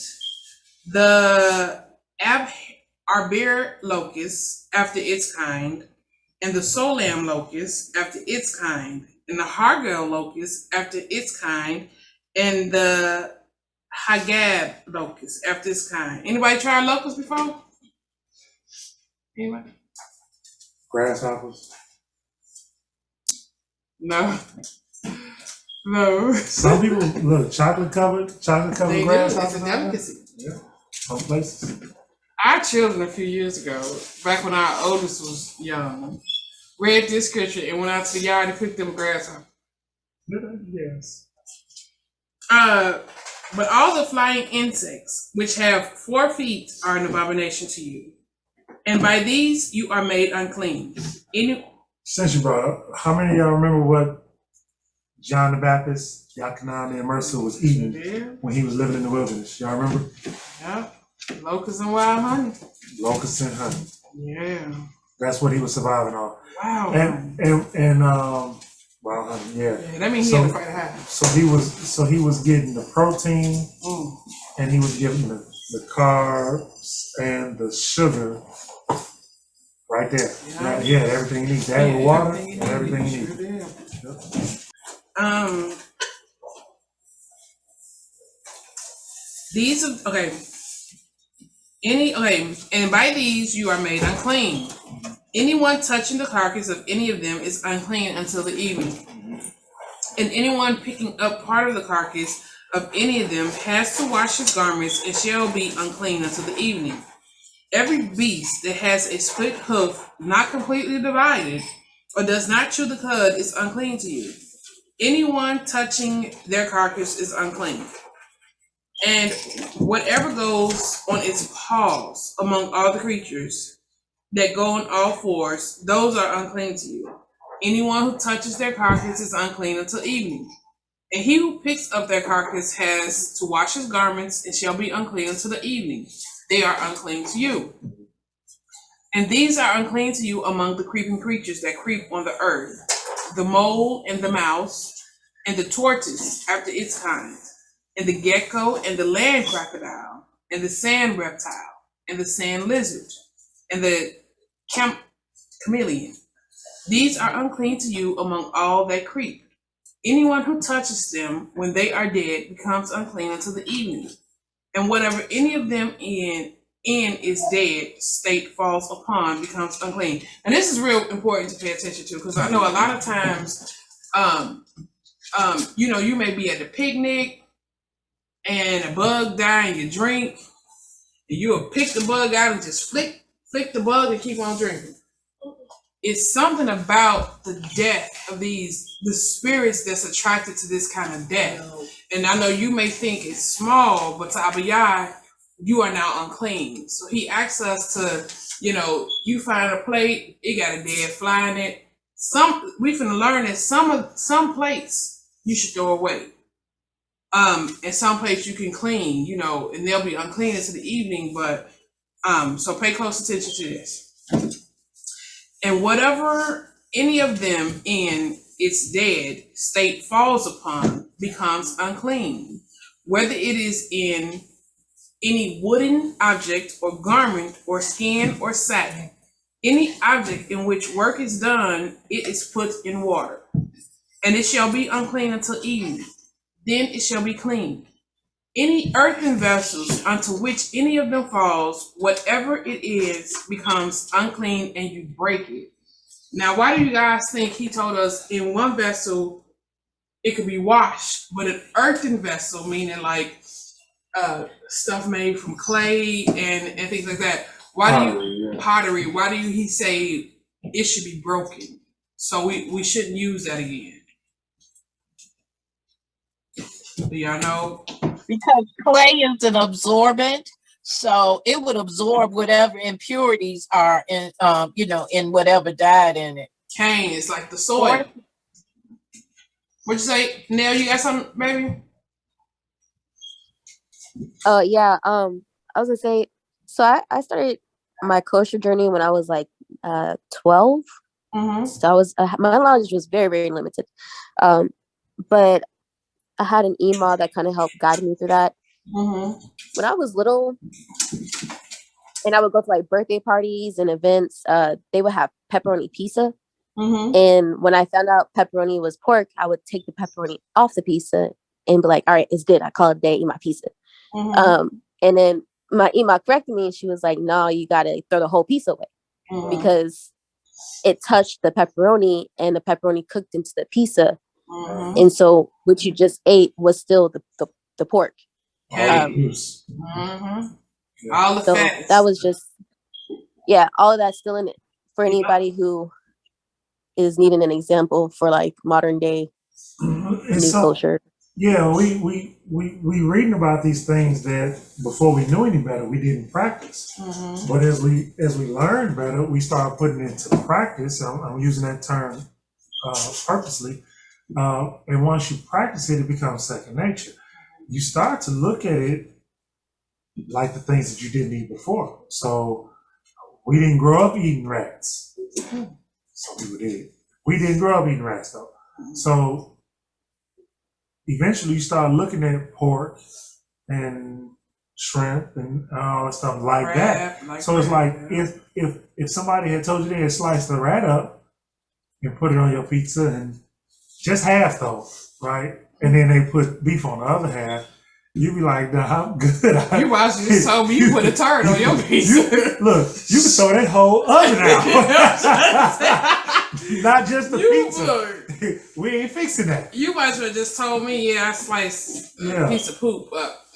So that's on my hand. That's how we start to look at it. And then it's like there's no ain't no going back. You ain't gonna pray over that and make it clean.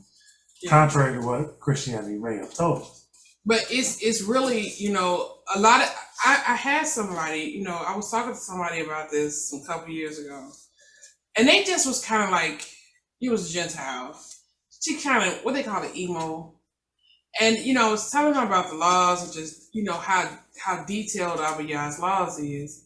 And she was like, oh my goodness, like, why would someone want to go through all of that? Like, why would you sign up to go through all that? And I told her, I said, because the return was power amongst anything you can imagine. Deliverance. Amongst anything you can imagine. He was asking us to keep ourselves to a certain level of set apartness that made you powerful, so powerful that to this day, there's a secret amongst your enemies when they meet in their chambers of different ways to keep you in a weakened state, because they know. Scriptures say that in the end, in the last days, when we all come back to our good senses, it says that David, the weak amongst us is going to be like David. And the strong amongst us, Judah, going to be like the Malachim. Can you imagine that power? That's a very powerful entity. So it's not a lot of work. It's not too much. He's not asking too much, for you to, if a fly die on your new earthen pots, for you to trash it. It's not too much. Trust me. Cain, because the reward is great. Absolutely. Oh yeah. So any earthen vessel into which any of them fall, whatever is in it becomes unclean, and you break it. Any of the food which might be eaten on which water comes becomes unclean, and any drink which might be drunk from it becomes unclean. So any food that a dead bug down is unclean, you throw it away. And if it's in your cocktail, I know you're at the picnic, you just cracked your drink. But if a little net die in your drink, toss it. Get rid of it. Yeah. And your drink becomes unclean. And on whatever any of their carcass falls becomes unclean. An oven or cooking range, it is broken down. They are unclean, and you are unclean, and they are unclean to you.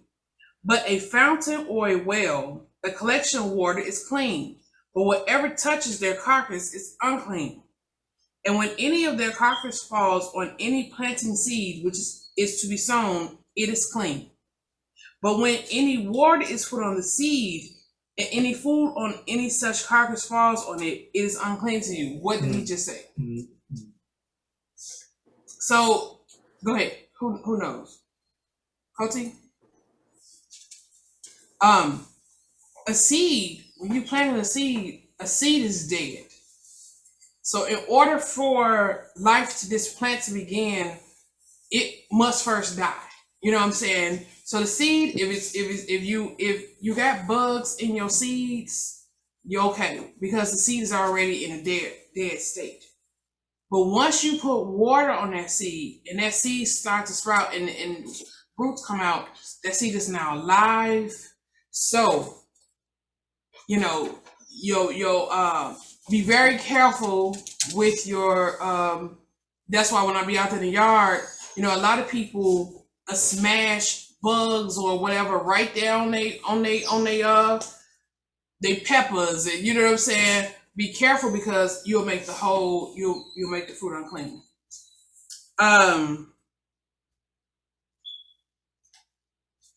And when any of the beasts which are yours for food dies, he who touches its carcass becomes unclean until the evening. And he who eats of its carcass has to wash his garments and shall be unclean until the evening.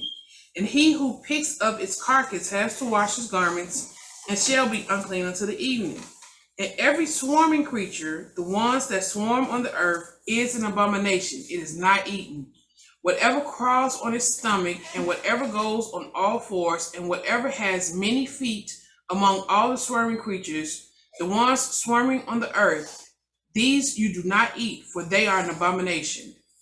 Do not make yourselves abominable with any swarming creature, the ones swarming, and do not make yourself unclean with them, lest you be defiled by them. For I am Yahuwah, your power, and you shall set yourselves apart. And you shall be set apart, for I am set apart. And do not defile yourselves with any swarming creature, the ones creeping on the earth. For I am Yahuwah, who is bringing you out of the land of Mizraim, to be your Elohim. And you shall be set apart, for I am set apart. This is the Torah of the beasts, and the birds, and every living being, the creeping creatures in the waters, and of every being that swarms on the earth, to make a distinction between the unclean and the clean, and between the living creature that is eaten and the living creature that is not eaten. Hallelujah. Okay, so this said, and I got a question for y'all after this. I want to see if y'all understand something. So 46 and 47 said, this is the Torah. Torah means the law. This is the Torah of the beasts and of the birds, every living being, the creeping creature in the waters, and of every being that swarms on earth, to make distinction between the unclean and the clean, and between the living creature that is eaten and the living creature that is not eaten. Where do we find this law? What book is this we find? What book and chapter? Leviticus 11? Leviticus 11. I thought it was okay. No, it's not a trick question. Okay. Not a trick question.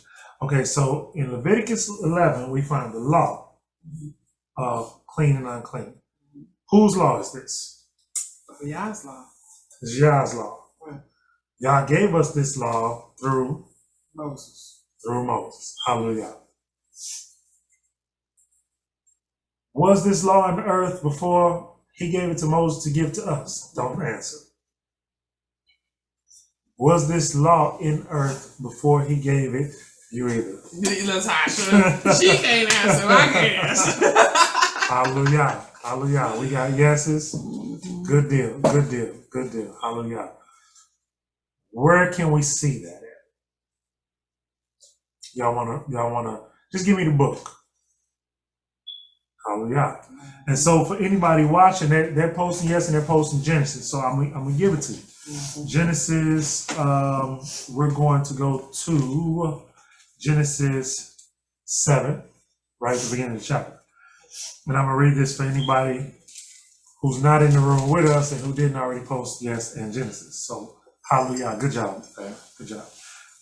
And I'm gonna tell y'all why I'm pointing this out in a second, but I'm gonna be brief. Genesis 7. And Yahuwah said to Noah, come into the ark, you and all your household, because I have seen that you are righteous before me in this generation. We can get to a whole nother topic of what the definition of righteous is. But anyway, then he says to him in verse 2, of all the clean beasts, take with you 7 pairs, a male and his female. And of all the beasts that are unclean, 2, a male and his female.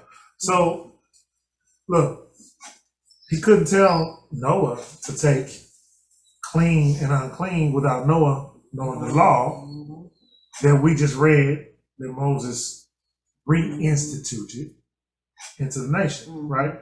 Okay, hallelujah. There is a doctrine out there, and it's not just Christians, but there is a doctrine out there that Moses' law and the law that Yah gave, written on the 2 tablets, is 2 different laws. They can be separated, right? And they don't. And one is done away with now, and the other one you have to keep. And so that's why I brought this up, because it's one of those things like we were talking about last week that just don't fit. Like puzzle pieces, you try to jam something in there that just does not fit. There's a lot of scriptures before Moses was born that shows us that the law was in the earth. We can read about Abraham. Scripture said Abraham was righteous. Well, righteousness according to Psalms is defined as keeping the law, statutes, and commandments. Means the law was already in the earth. Abraham received tithes. That means tithing was in the earth. That was before the Levitical priesthood.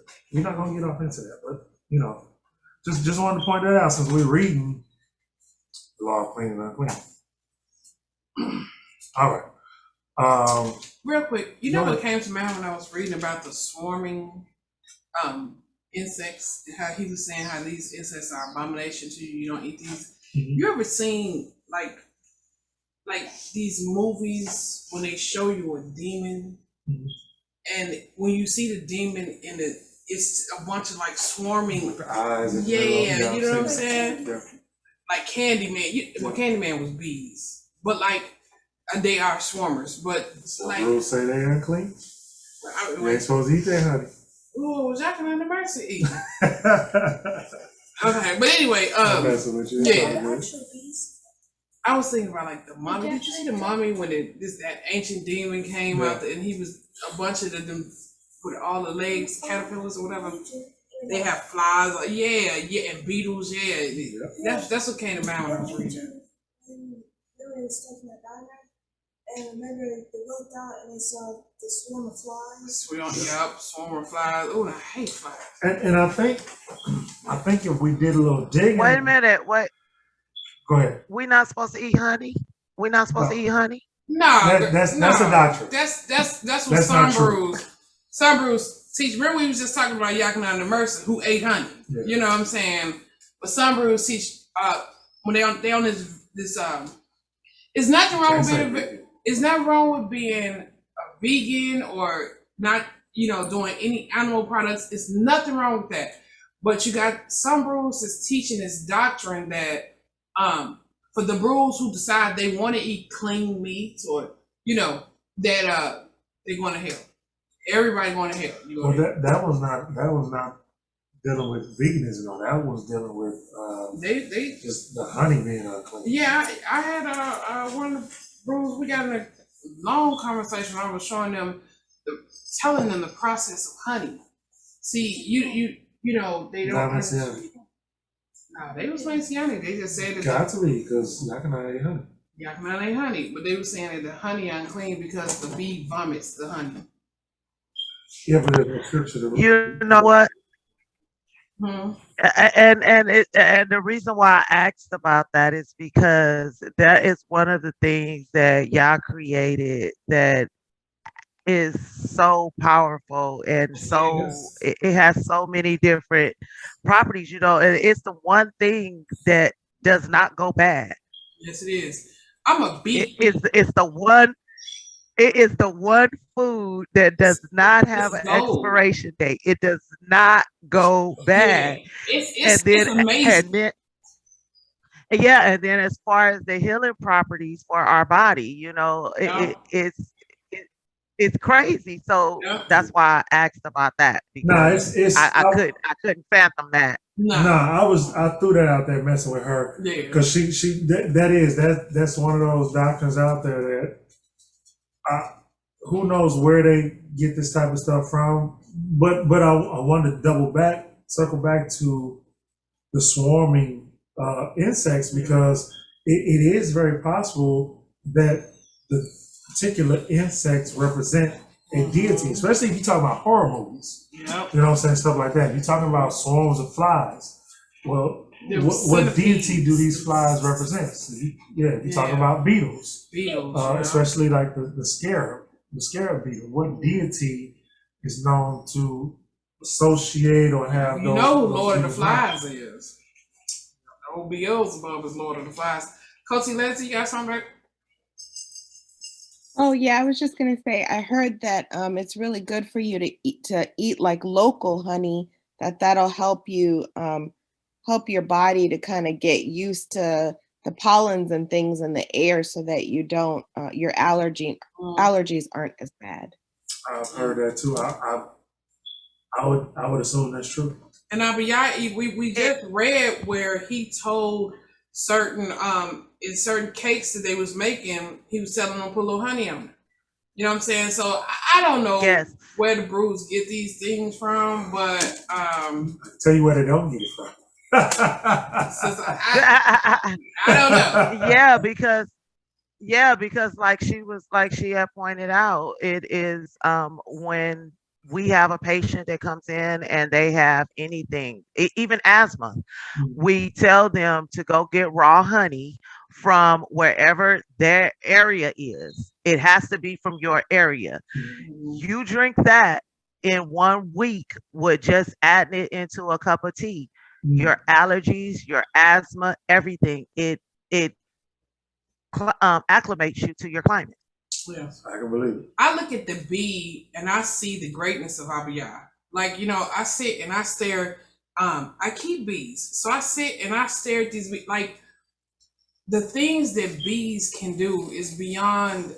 She was saying, they vomit, they honey. I say, you simplifying something that's so much more complicated. Like the bees' makeup, their makeup can't even be. It's something. It was a miracle. It's how I can't even explain it. I can't explain how they create the wax. It is completely amazing, But yeah, he was just joking with me because that's actually a doctrine. So yeah, that is a doctrine, unfortunately. Okay, chapter 12. And Yahuwah spoke to Moshe, saying, "Speak to the children of Israel, saying, when a woman has conceived and has given birth to a male child, then she shall be unclean 7 days, as in the days of her monthly separation, she is unclean." 7 days, just like in the days of her monthly separation, is what they're saying. And on the 8th day, the flesh of his foreskin is circumcised. And she remains in the blood of her uncleansing 33 days. She does not touch whatever is set apart. She does not come into the set apart place until the days of her cleansing are completed. But if she gives birth to a female child, then she shall be unclean for 2 weeks, as in her monthly separation, and she remains in the blood of her cleansing for 66 days. And when the days of her cleansing are completed for a son or for a daughter, she brings to the priest a lamb, a year old, as an ascending offering, and a young pigeon or a turtle dove as a sin offering to the door of the tent of appointment. And he shall bring it before Yahuwah and make atonement for her, and she shall be cleansed from the flow of her blood. This is the Torah, or the law, for her who has given birth to a male or a female. And if she is not able to bring a lamb, then she shall bring 2 turtle doves or 2 young pigeons, one as an ascending offering and the other as a sin offering. And the priest shall make atonement for her, and she shall be clean. So what he just said here is, if she have a baby, if she have a male, so she shall be unclean 7 days as her separation. So For 7 days, her husband should send her to the Hilton. Okay?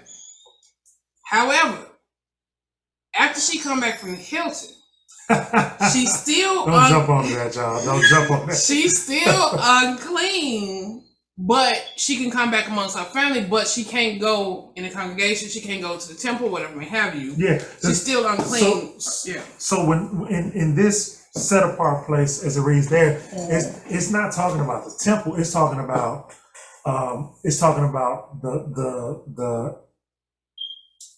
the fellowship that is there. So when we read that 3 times a year everybody's supposed to go into Jerusalem, the men go to the temple. The men and the Israelites go to the temple, but that don't mean that the women can't go. However, if they can't go in the actual temple, because only the Levite priests can go there, and those are only men. But for the fellowship that is there in the land, you could go.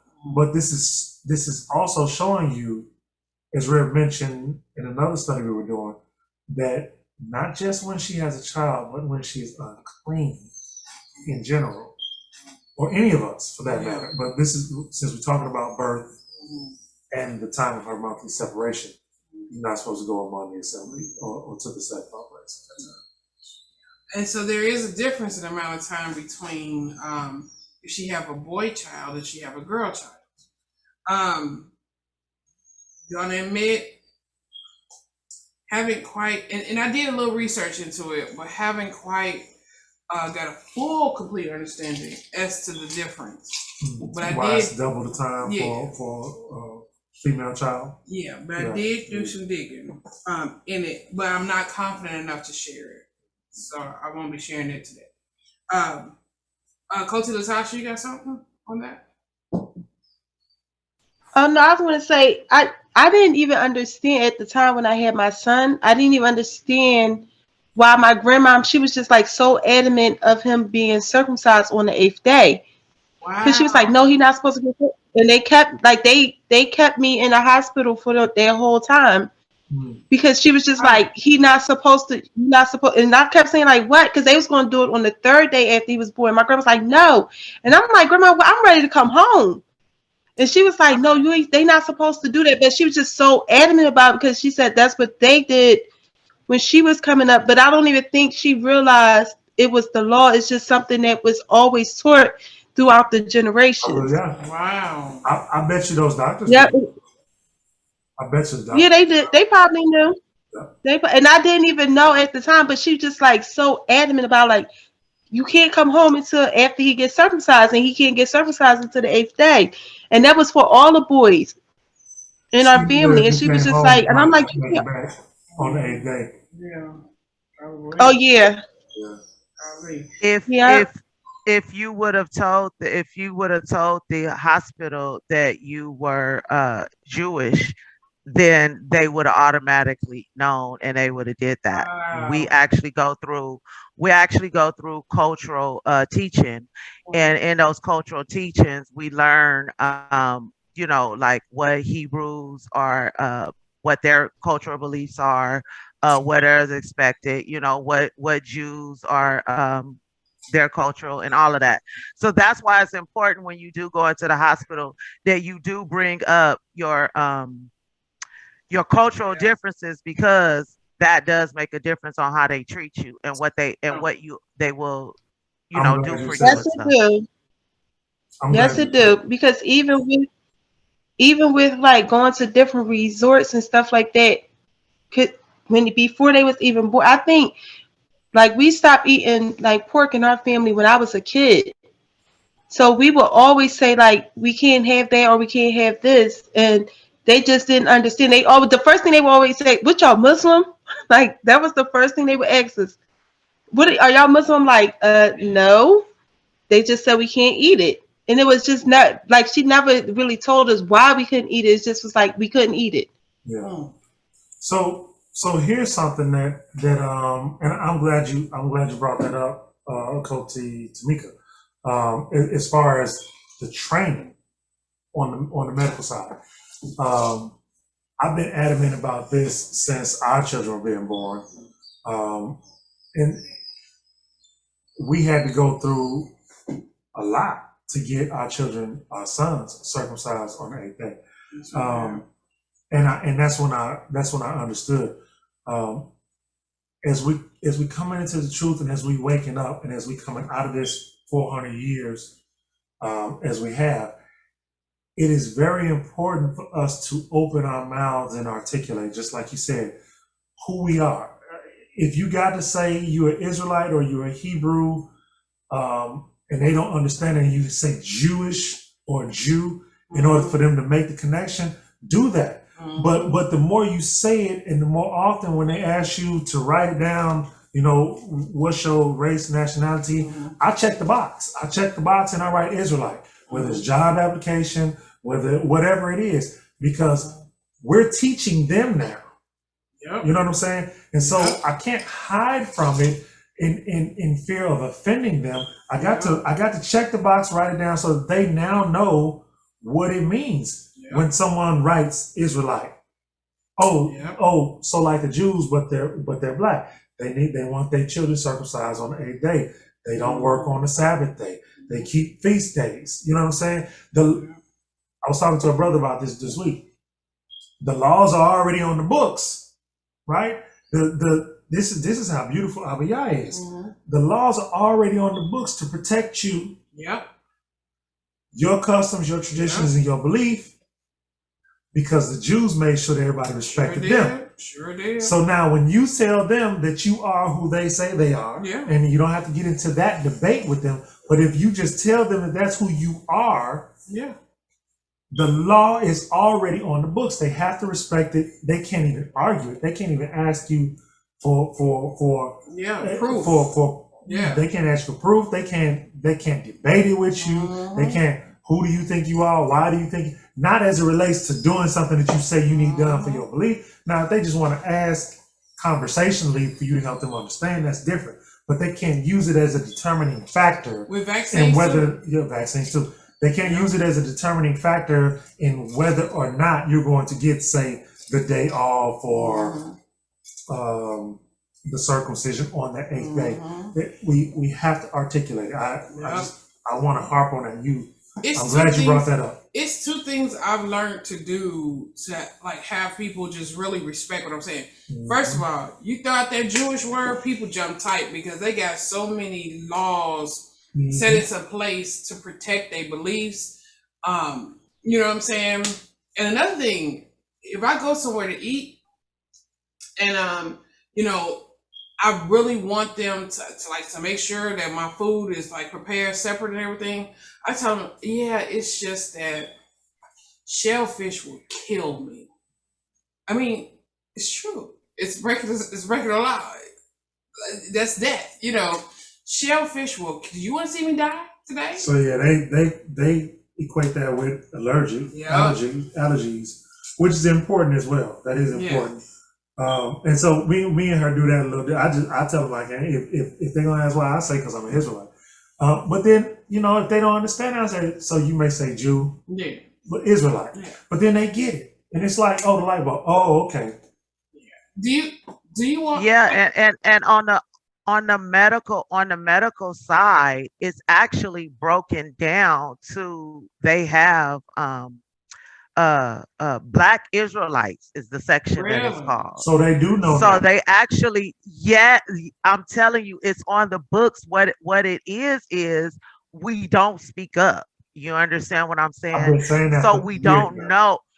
So we don't know because I used to run into so many patients that used to be like, oh my God, like, thank you. Like, I didn't know, and I would just be in there, educating. I didn't care. I mean, heck, I used to educate the doctors, I worked closely with one of the doctors that actually ran the facility that I worked at. I was her nurse. And I'm the one who told her about lisinopril.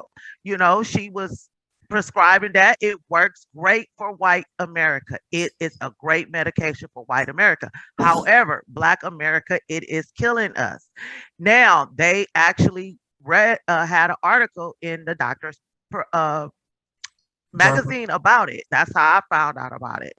But a lot of those doctors, unless they're up to renew their license and stuff, they don't keep up with those journals.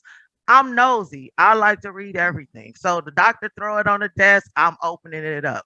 That's how I found out about the lisinopril.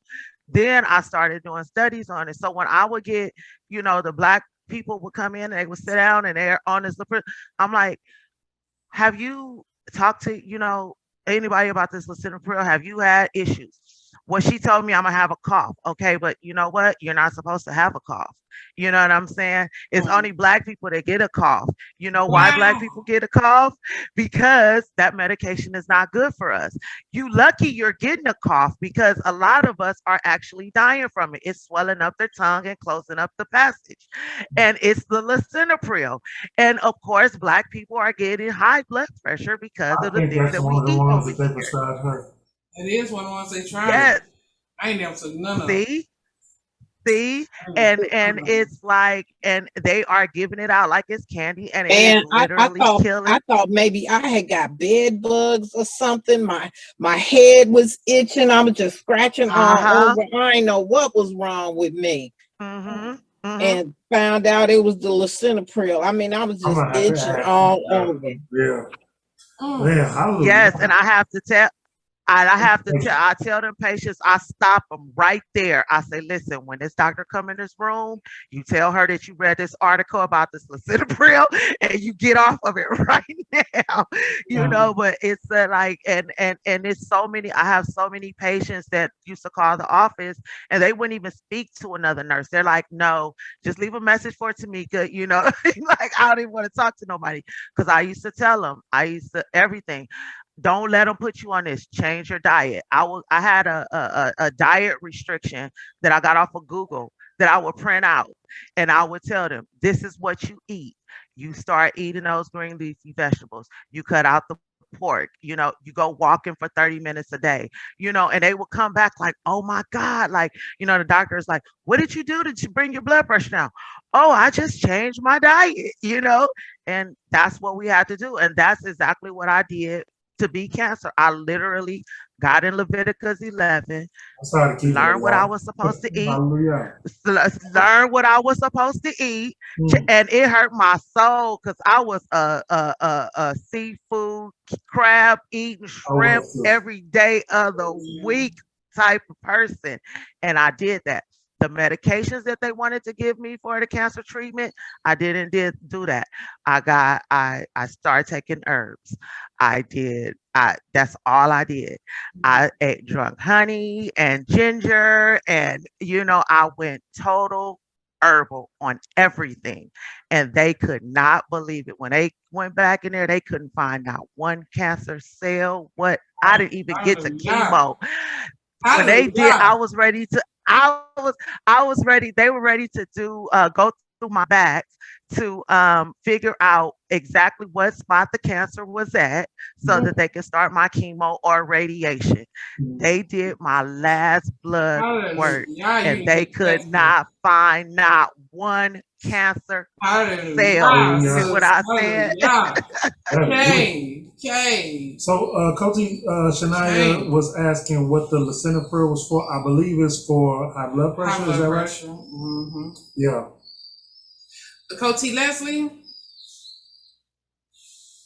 Oh, I didn't have a question. I was just clapping. Oh, yes. Hallelujah. That is a powerful testimony, sis. I'm telling you. That is a powerful. My mother passed away of cancer. She didn't beat it. So the fact that you beat it, that's a powerful, that's Yah, sis. That is Abiyah. I'm telling you. All day. And well, it's a herb. It's a herb. It's a herb that they banned from the medical. They banned it medically because it was already proven to cure cancer. So they banned it from the United States. And the only place this herb grows is in Africa or Jamaica because the Africans carried it over or the slave ships. And Jamaica was that port from Africa to the United States. So you can find it over there. It's called soursop. I actually started getting that. Yes. And it is actually proven proven to cure cancer. It cures high blood pressure and everything. And they over there eating it in Africa like it's nothing. So that's why they're not tired. You know, it's a fruit. So where do you get it from here? I'm gonna grow it. What is it? Sour sop. I've heard of it. Atlanta, the Jamaican stores. Is it in green? Atlanta. Is it green? Is it a green fruit? Yes, it is. Yeah. It's green. Yes.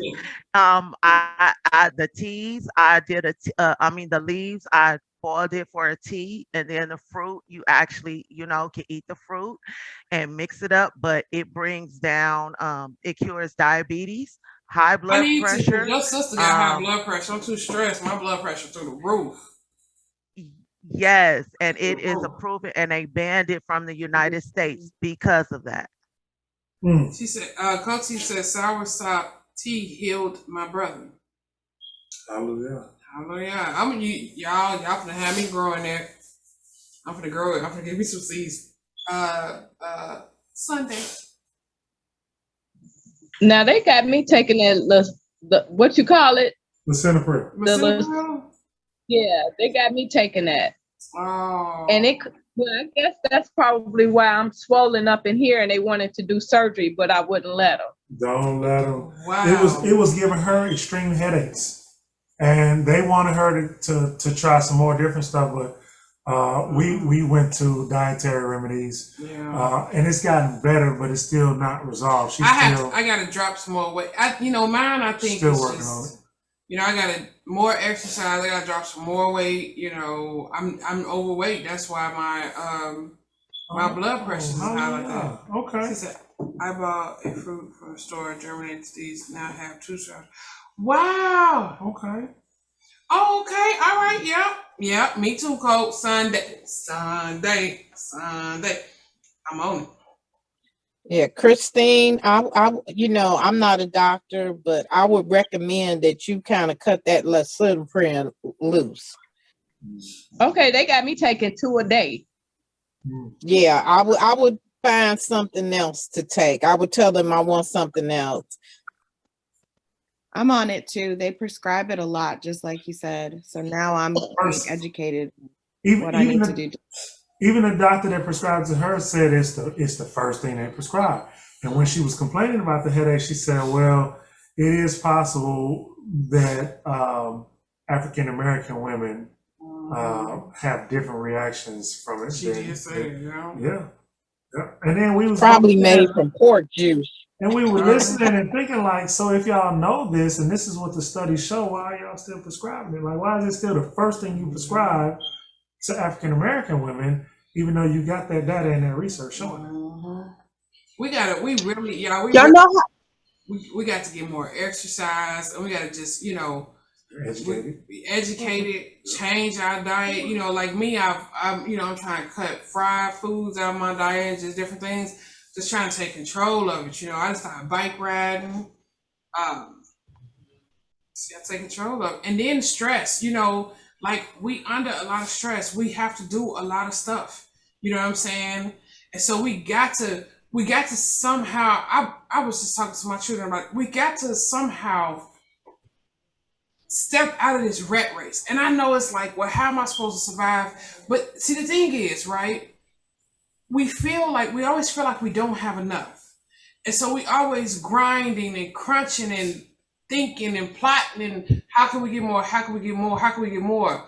Instead of just like stepping back out of the rat race and just being satisfied. I'm not saying stop working, but we obsess over things. Okay, I need to do this, that, and that, and this, that, and it's killing us. You know what I'm saying? It's killing us.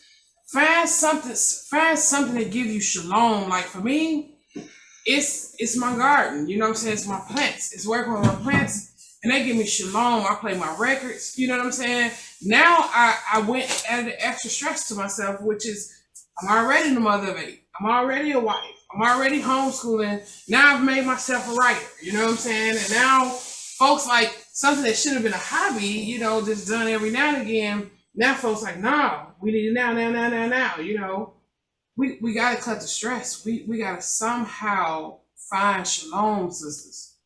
We got to find shalom somewhere. My husband, so let me tell you something. This man, I've used my blood pressure cup to take this man's blood pressure. I'm like, brother, how you even alive? I ain't never seen a blood pressure this low. Dude, how is your blood pressure this low? Like, is it a such thing as too low blood pressure? Because he suffered from that.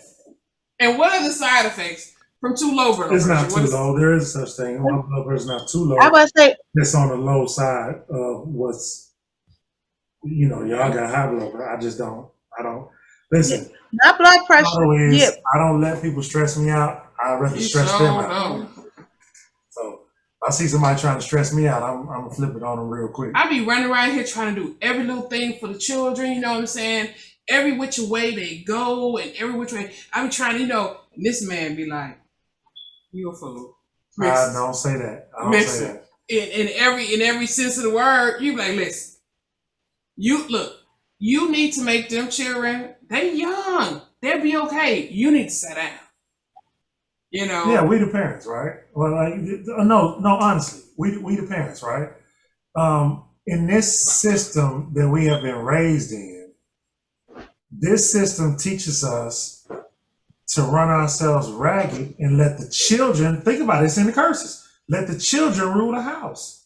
And so now I know people that are coming into the truth and can't let go of Christmas because they children is scaring them. Like your children is the reason why you can't let go. No. I'm not talking about you now. I get it. But this tell me to provide for them what they need and some of what they want. Tell me not to vex them, but if I'm providing what they need and proper instruction, what you want is secondary to that. I think I'm the bad. I think we is your blood pressure balanced? Well, no, but he's so mean. I got to be nice to he like a drill sergeant. Oh. Left, right, left, brother. And so I got to come back and be the, oh, honey, bumpkin, let's go for a ride. Let's go to the park. Now, I could say you so lax that I have to come and be the drill sergeant because you so lax. So see how that go either way? Okay. See, it's my blood pressure is high, so my blood pressure is low because I put the pressure where the pressure is supposed to be. On the back of these shoes. Yeah, I like that idea more. Put the pressure where it's supposed to be. That's right. We my grandma, I think my whole family, they say you're the only person I know that work 3 hours a week and always have money. How's that possible? I said, I'm not stressing out over nobody's job. I only got 3 hours for you. That's all I can give you in my day. That's it. You can't accept that. Yes. I heard it. I need to get like you. Me too. I need me that. Too. Listen. I'm not there yet. I'm out with my son. You talking about, look, I'm out with my son. My son didn't reach manhood. So now he know everything. I'm out there with my son and trying to help him just sort out all his stuff. And I got a sharp pain in my head yesterday. I mean, like, it was so bad, like, y'all, I mean, I couldn't even see for a minute. Like, I had to pull over. Like, I thought I was going to have to rush myself to the hospital. Because at the time, I'm like, I need to finish this chapter. I got plants. All my plants need fertilizer. And I'm like, all these things I got to do. I got to get back to put dinner on. You know what I'm saying? My baby, she helped. She be like, Mama, I put on dinner. You just, But all these things have to be done. And my head said, nope. And I'm talking about a sharp pain in my head. And I came to the realization yesterday, y'all. I took me 2 headache pills and I lay down in my shed on my couch and I dozed for about an hour. And I got up after I dozed, because I got some pear trees. You got to trim them before a certain time, before they blossom to a certain point. They got to be trimmed or whatever. So I went out there and I'm trimming the pear tree. And it was this big branch way up out of my reach. But I said, I've got to get this branch. You know what I'm saying? So that this pear tree could be happy. Okay? And I went up there and the branch was out of me, but I wanted the tree to be happy. So I went there and I trimmed the branch and the branch hit me in the head. Now, I just had the splitting headache, right? I still got the scar. Can y'all see that scar? The branch hit me in the head. Dang on there knocked me out. Can I say that on the camera when I get counseled? Dang on there knocked me out. I had to sit down, okay? And I sat there, and life became clear to me. Life became clear to me. I cannot do any more than I'm capable of doing. I eat. Abiyah bless us with food. Abiyah bless us with a roof over our head. It ain't a mansion. But even if I got a mansion, would it be enough? I'll still be grinding. I look at extremely rich people, and they still grinding. When does the grinding stop? When does it end? When is it enough? Hell no. Can I say hell no? Hell no. I'm not doing it no more. Listen, let me tell y'all something. I know y'all like the books and chapters, but you get it when you get it. You read it if you read it. I cannot. Go ahead, Coach Janelle. What you got? Grind until they die. I can't.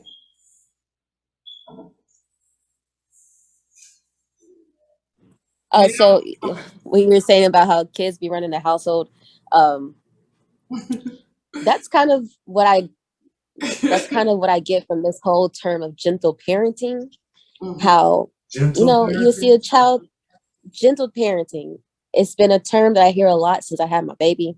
Oh. And I've seen it in action where, you see like a toddler throwing a tantrum in a store, and the mom will stop and she'll be like, "No, Johnny, that's not correct. You don't do that. We use our words." Oh. And then I just be like, oh, that's what you meant by gentle parenting. It's a new term now. Like there's books dedicated to gentle parenting. It's a whole school of thought. And I tried it. I tried it with my baby. I did. Y'all, I really tried. How'd that work? She learned how to crawl out the crib. Oh. She learned how to climb out the crib. And I started waking up at like 2:00 in the morning because my child is beating me on my head with her bottle. Oh no! She was telling you, let's go. She was gentle childish. She right. Gently telling you she was ready for that. I'm ready for that bottle. Goodness gracious. My mother used her words too, and her words were, "I'm gonna tear you up right here in the middle of this store where you cut it. I cut it." Dang, my mom used to use her eyes. She used to give me a look that let me know. Oh my goodness. I find it humorous too because I think. Go ahead, Coach. I'm sorry. You fine? Go ahead. I just think that a lot of times we move so much and we're doing so much, we don't ever take time to just set aside to meditate. I believe meditation is one of the key components of controlling our thoughts, because we're meditating on the word. We're not just doing Middle Eastern meditation or something that's way out there. But I believe right. I believe that breathing is so important, because you're breathing in a breath. And I implement this in therapy. I implement this with my colleagues, and it has changed their lives. It has changed their lives at this point, for as their health is concerned, and they look forward to it on every Tuesday. Oh, I think you broke up, sis. She said she got a bad signal. Hey. I was gonna tell, I may need therapy because I like old school teaching. Don't make me break my foot off in you. We say no to for you, huh? I might need to come to therapy session with you because I like that kind of gentle parenting. You know what? I'll be honest with you. The way we do our children is kind of a combination of all that. Like, I talk to my children as well. I got several children that even to this day, and I don't have none younger than 9 out of 8. I have none younger than 9, and I still say, speak English, please. Yeah. You know what I'm saying? I need you to speak English. I need you to slow down. I'm trying to understand what you're saying. Slow down, speak English. But at the same time, I find it humorous because when we out in the stores and stuff, I see those children that you're talking about. I didn't know they were getting gently parented, but I see them having these tantrums and stuff, and I be thinking to myself, wow, I have 8 children. I have never had not one of my children fall out on me. She had one fall out on her, but I've never had not one of my children fall out on me in public. Never. Out of 8 children, never. And so I'll be looking at them like, I wonder what it is. And then the other thing, we were just talking about the meditate. Sis, yes. And wherever you can, wherever you find the time, alone, running, she when she ride her bikes and stuff like that, me when I'm driving on the road, sometimes just alone with Yah and your thoughts, be the most peaceful, shalom-filled time to reclaim your sanity, your bearings. Yeah, yes. There we go. So I don't know if y'all heard me. Did you hear me? You cut off. We were waiting on you to come back. Yeah, we were waiting on you to come back. Your mic. Yeah, I was just saying, I think my mindful meditation is something that was yet again was taken away from us, and all through the scriptures you'll see the power of meditation, along with soursop, along with cinnamon, along with garlic, along with burdock root. All of those things are good to lower blood pressure. And I think when you look at the history of who we are, those are one of the things that plague Hebrew people. One of the 3 things: cancer, high blood pressure, and sugar, diabetes. Oh, yeah. You know, I've had a brother to die of cancer, a grandparent to die of cancer, and also uncle to die of cancer. But now that we know that the herbs and all these things that he made for our healings, especially like you said, like I said, especially meditation. We meditate on the word. It cleanses us. It gives us that breath that we need. And as you meditate and as you be present with the word, as you breathe in, your breath literally cleanses your cells. And so that's what I say when I'm doing the guided meditation by the word. I don't shy away from doing what I do on my job based on the scriptures. I don't make any compromise for what I live by. But if you breathe, if you take some time, just take some beautiful breaths out in the sun or either in your house somewhere, it's going to cleanse your cells. Your cells are going to be cleansed, and you keep doing it, you're going to see a difference. Okay. Oh yeah. Nell, baby, you got your hand up? Oh yeah, I just forgot to put it down. But yeah, after she started beating me in my head with her bottle, I just dropped the gentle parenting tactic.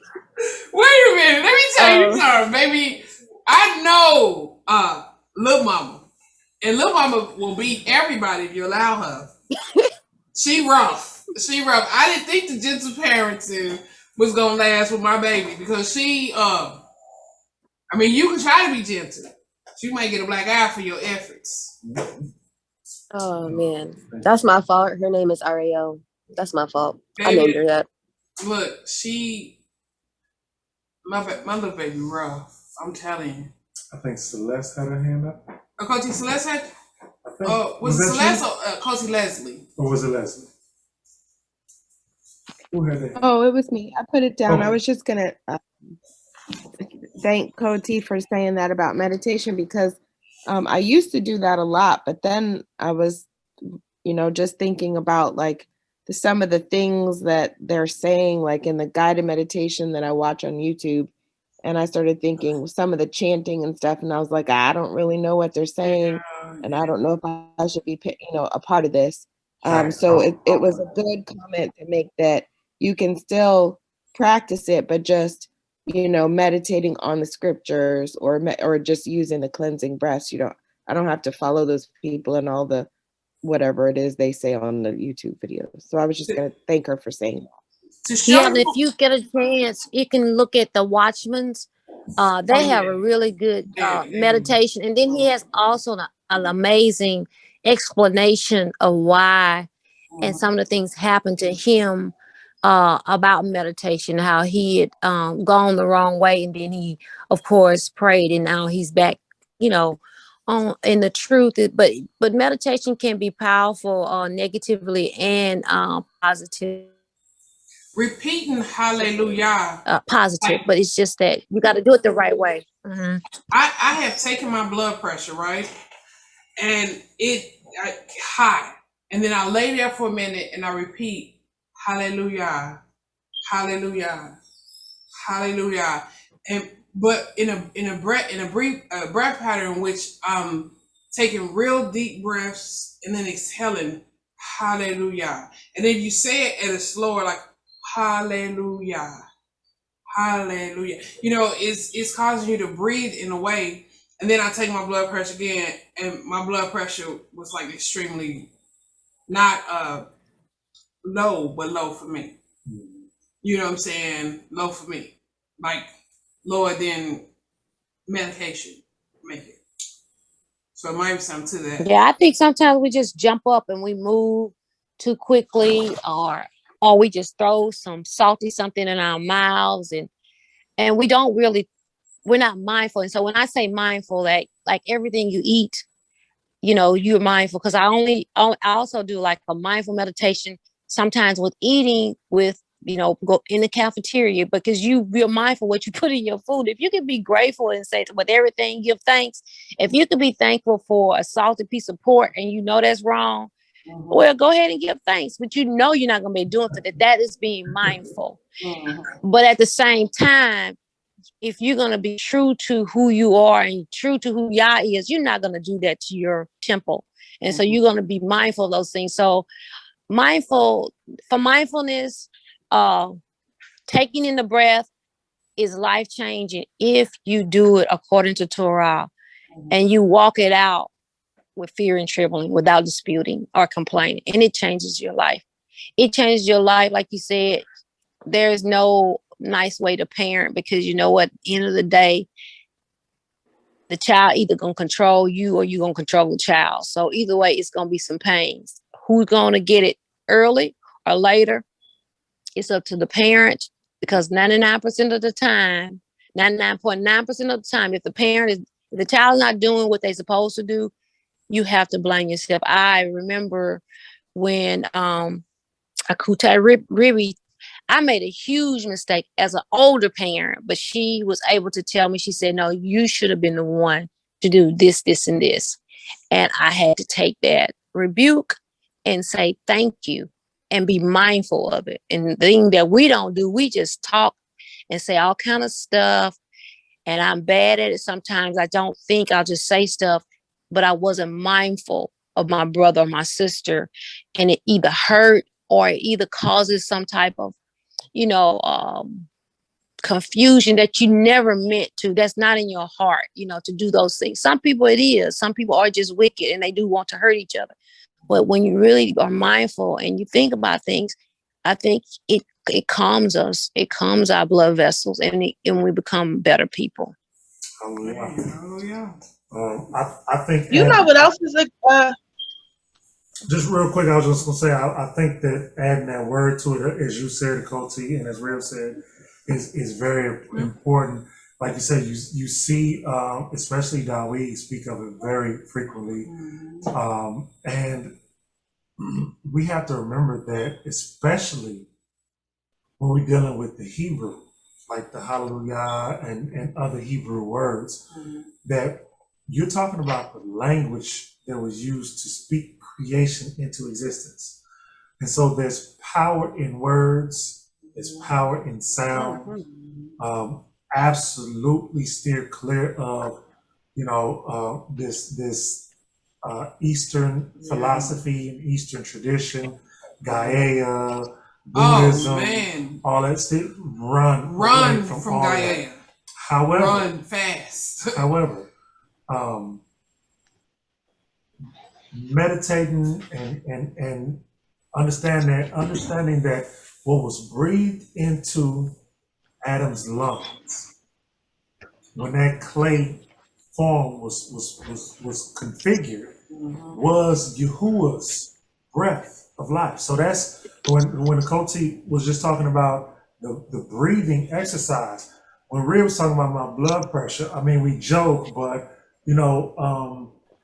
that I learned young, how to control my breathing because I was in sports and martial arts and all that. And so that makes a difference, controlling your breathing. I like what Akoti Chanaya's Ish uses this term, where he uses the term bastardize. He said they took the truth and bastardized it. You see this all over. In martial arts, they talk about the chi, Tai Chi, and that's slow, rhythmic breathing while going through motions. Well, what they refer to as the chi is the ruach. That's their bastardized version of what we read about in these scriptures. So like if you can understand the righteous origin, there's nothing wrong with that. You're going to see a lot of stuff written about in these scriptures that there's a bastardized version of. When we talk about I remember saying there's a copycat. Yeah, when we talk about roots, herbs, and medicines, there's all kind of bastardized versions of that stuff. When you're dealing with voodoo and stuff like that, and even pharmaceuticals, right? We shouldn't be taking all things just because it come over the counter with a prescription. Well, they sell weed over the counter now with a prescription. I'm not trying to pull at no open source or nothing, but I'm just saying everything over the counter ain't good for us either. Oh yeah. So yes, that especially going back to the Hebrew. You speaking in the language of creation, in the language of the Melachim, not vain babbling, or what scripture referred to as worthless repetition, but mindfully considering communication between you and your Heavenly Father. What is your relationship between you and the Heavenly Father? What are the things that are stressing you out? Give them over to him. You know what I'm saying? Put them in his control. Rib just talked about, and this is a conversation we had now, right? She talked about all the things that she had on her plate, moving fast, like Koti just said, moving quickly, and just overwhelming herself, saying, I got to do this, and then had to pull over because she had a sharp pain. Why don't I deal with that? And that's what I told her. I said, Rib, you can only do one thing at a time. Right? So if you had these things on your list to do, and this came up and it became of more importance, you got to be okay that stuff may have to fall off to tomorrow or even next week. And then what we have to do is learn to understand that it was never in our control. It was always in Yah's control.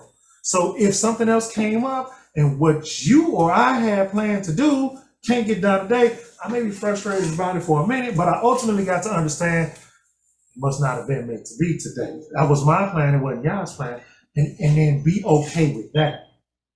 And so that's my mindful portion of it is understanding that what is Yah's will versus what is my will. And I'm not saying that I don't get frustrated when when stuff don't go the way I want it to go, but I have to remind myself and understand it is Yah. Yah. I just want to get out the rat. The rat race ain't for me. You know what I'm saying? I see that there are spirits, evil, wicked spirits, that's keeping us in this heightened state of anxiety. You know what I'm saying? This heightened, and anytime you try to like break away, and it's always something. First comes the lure. You're lured over, and then once they flash the lure is so good that now you don't even realize that you're on this wheel. You know what I'm saying? You running a wheel, until you die. And then they just move you on out of the way and get the next person on the wheel. And it's the lure and then the wheel and then the lure and then the wheel. And I don't want to be in the rat race anymore. It ain't for me. It ain't for me. Come to Natasha. Oh no, I was gonna say, like during my morning meditations, I usually play Psalms in the background. So I'll play like the book of Psalms during my whole time during my meditation, and that just like relaxed my mind. I'm not gonna lie, this morning, and my kids and them thought it was funny because I was telling them, I was like, I had to cuss like a couple of spirits out because they was trying to implant themselves in my life. And I was like, no, like you don't got no place here. You better go here before I go get my father on you. Like, so, but you sometimes, like, if you see certain things coming at you, you just gotta like tell them right then and there, like, I don't think so. Back up. Y'all rebuke. And then sometimes yep, I rebuke you. You gotta say, I rebuke you. And then I always play the scriptures like around me in my room and stuff like that. And that protects me. Like it blocks everything out. It protects me. It protects the home. It protects everything. Like my kids, everybody be in peace.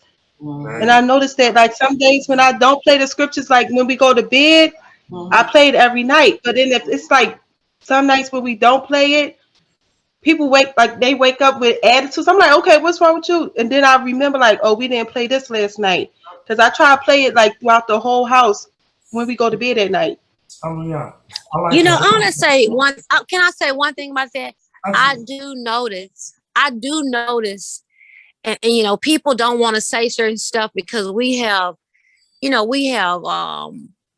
made the rainbow look bad. You know, we talk about energy. We don't want to talk about energy because people have made that look bad. But I'm gonna be honest with you. I feel Yah is really use me in the spirit of discernment, because some things it's like I walk into a room or I see things within, in my space, and I just have to turn my back, and I literally learned this from just being around, I believe, people with pure hearts, not saying they're perfect, and just praying the simple Abba Father prayer.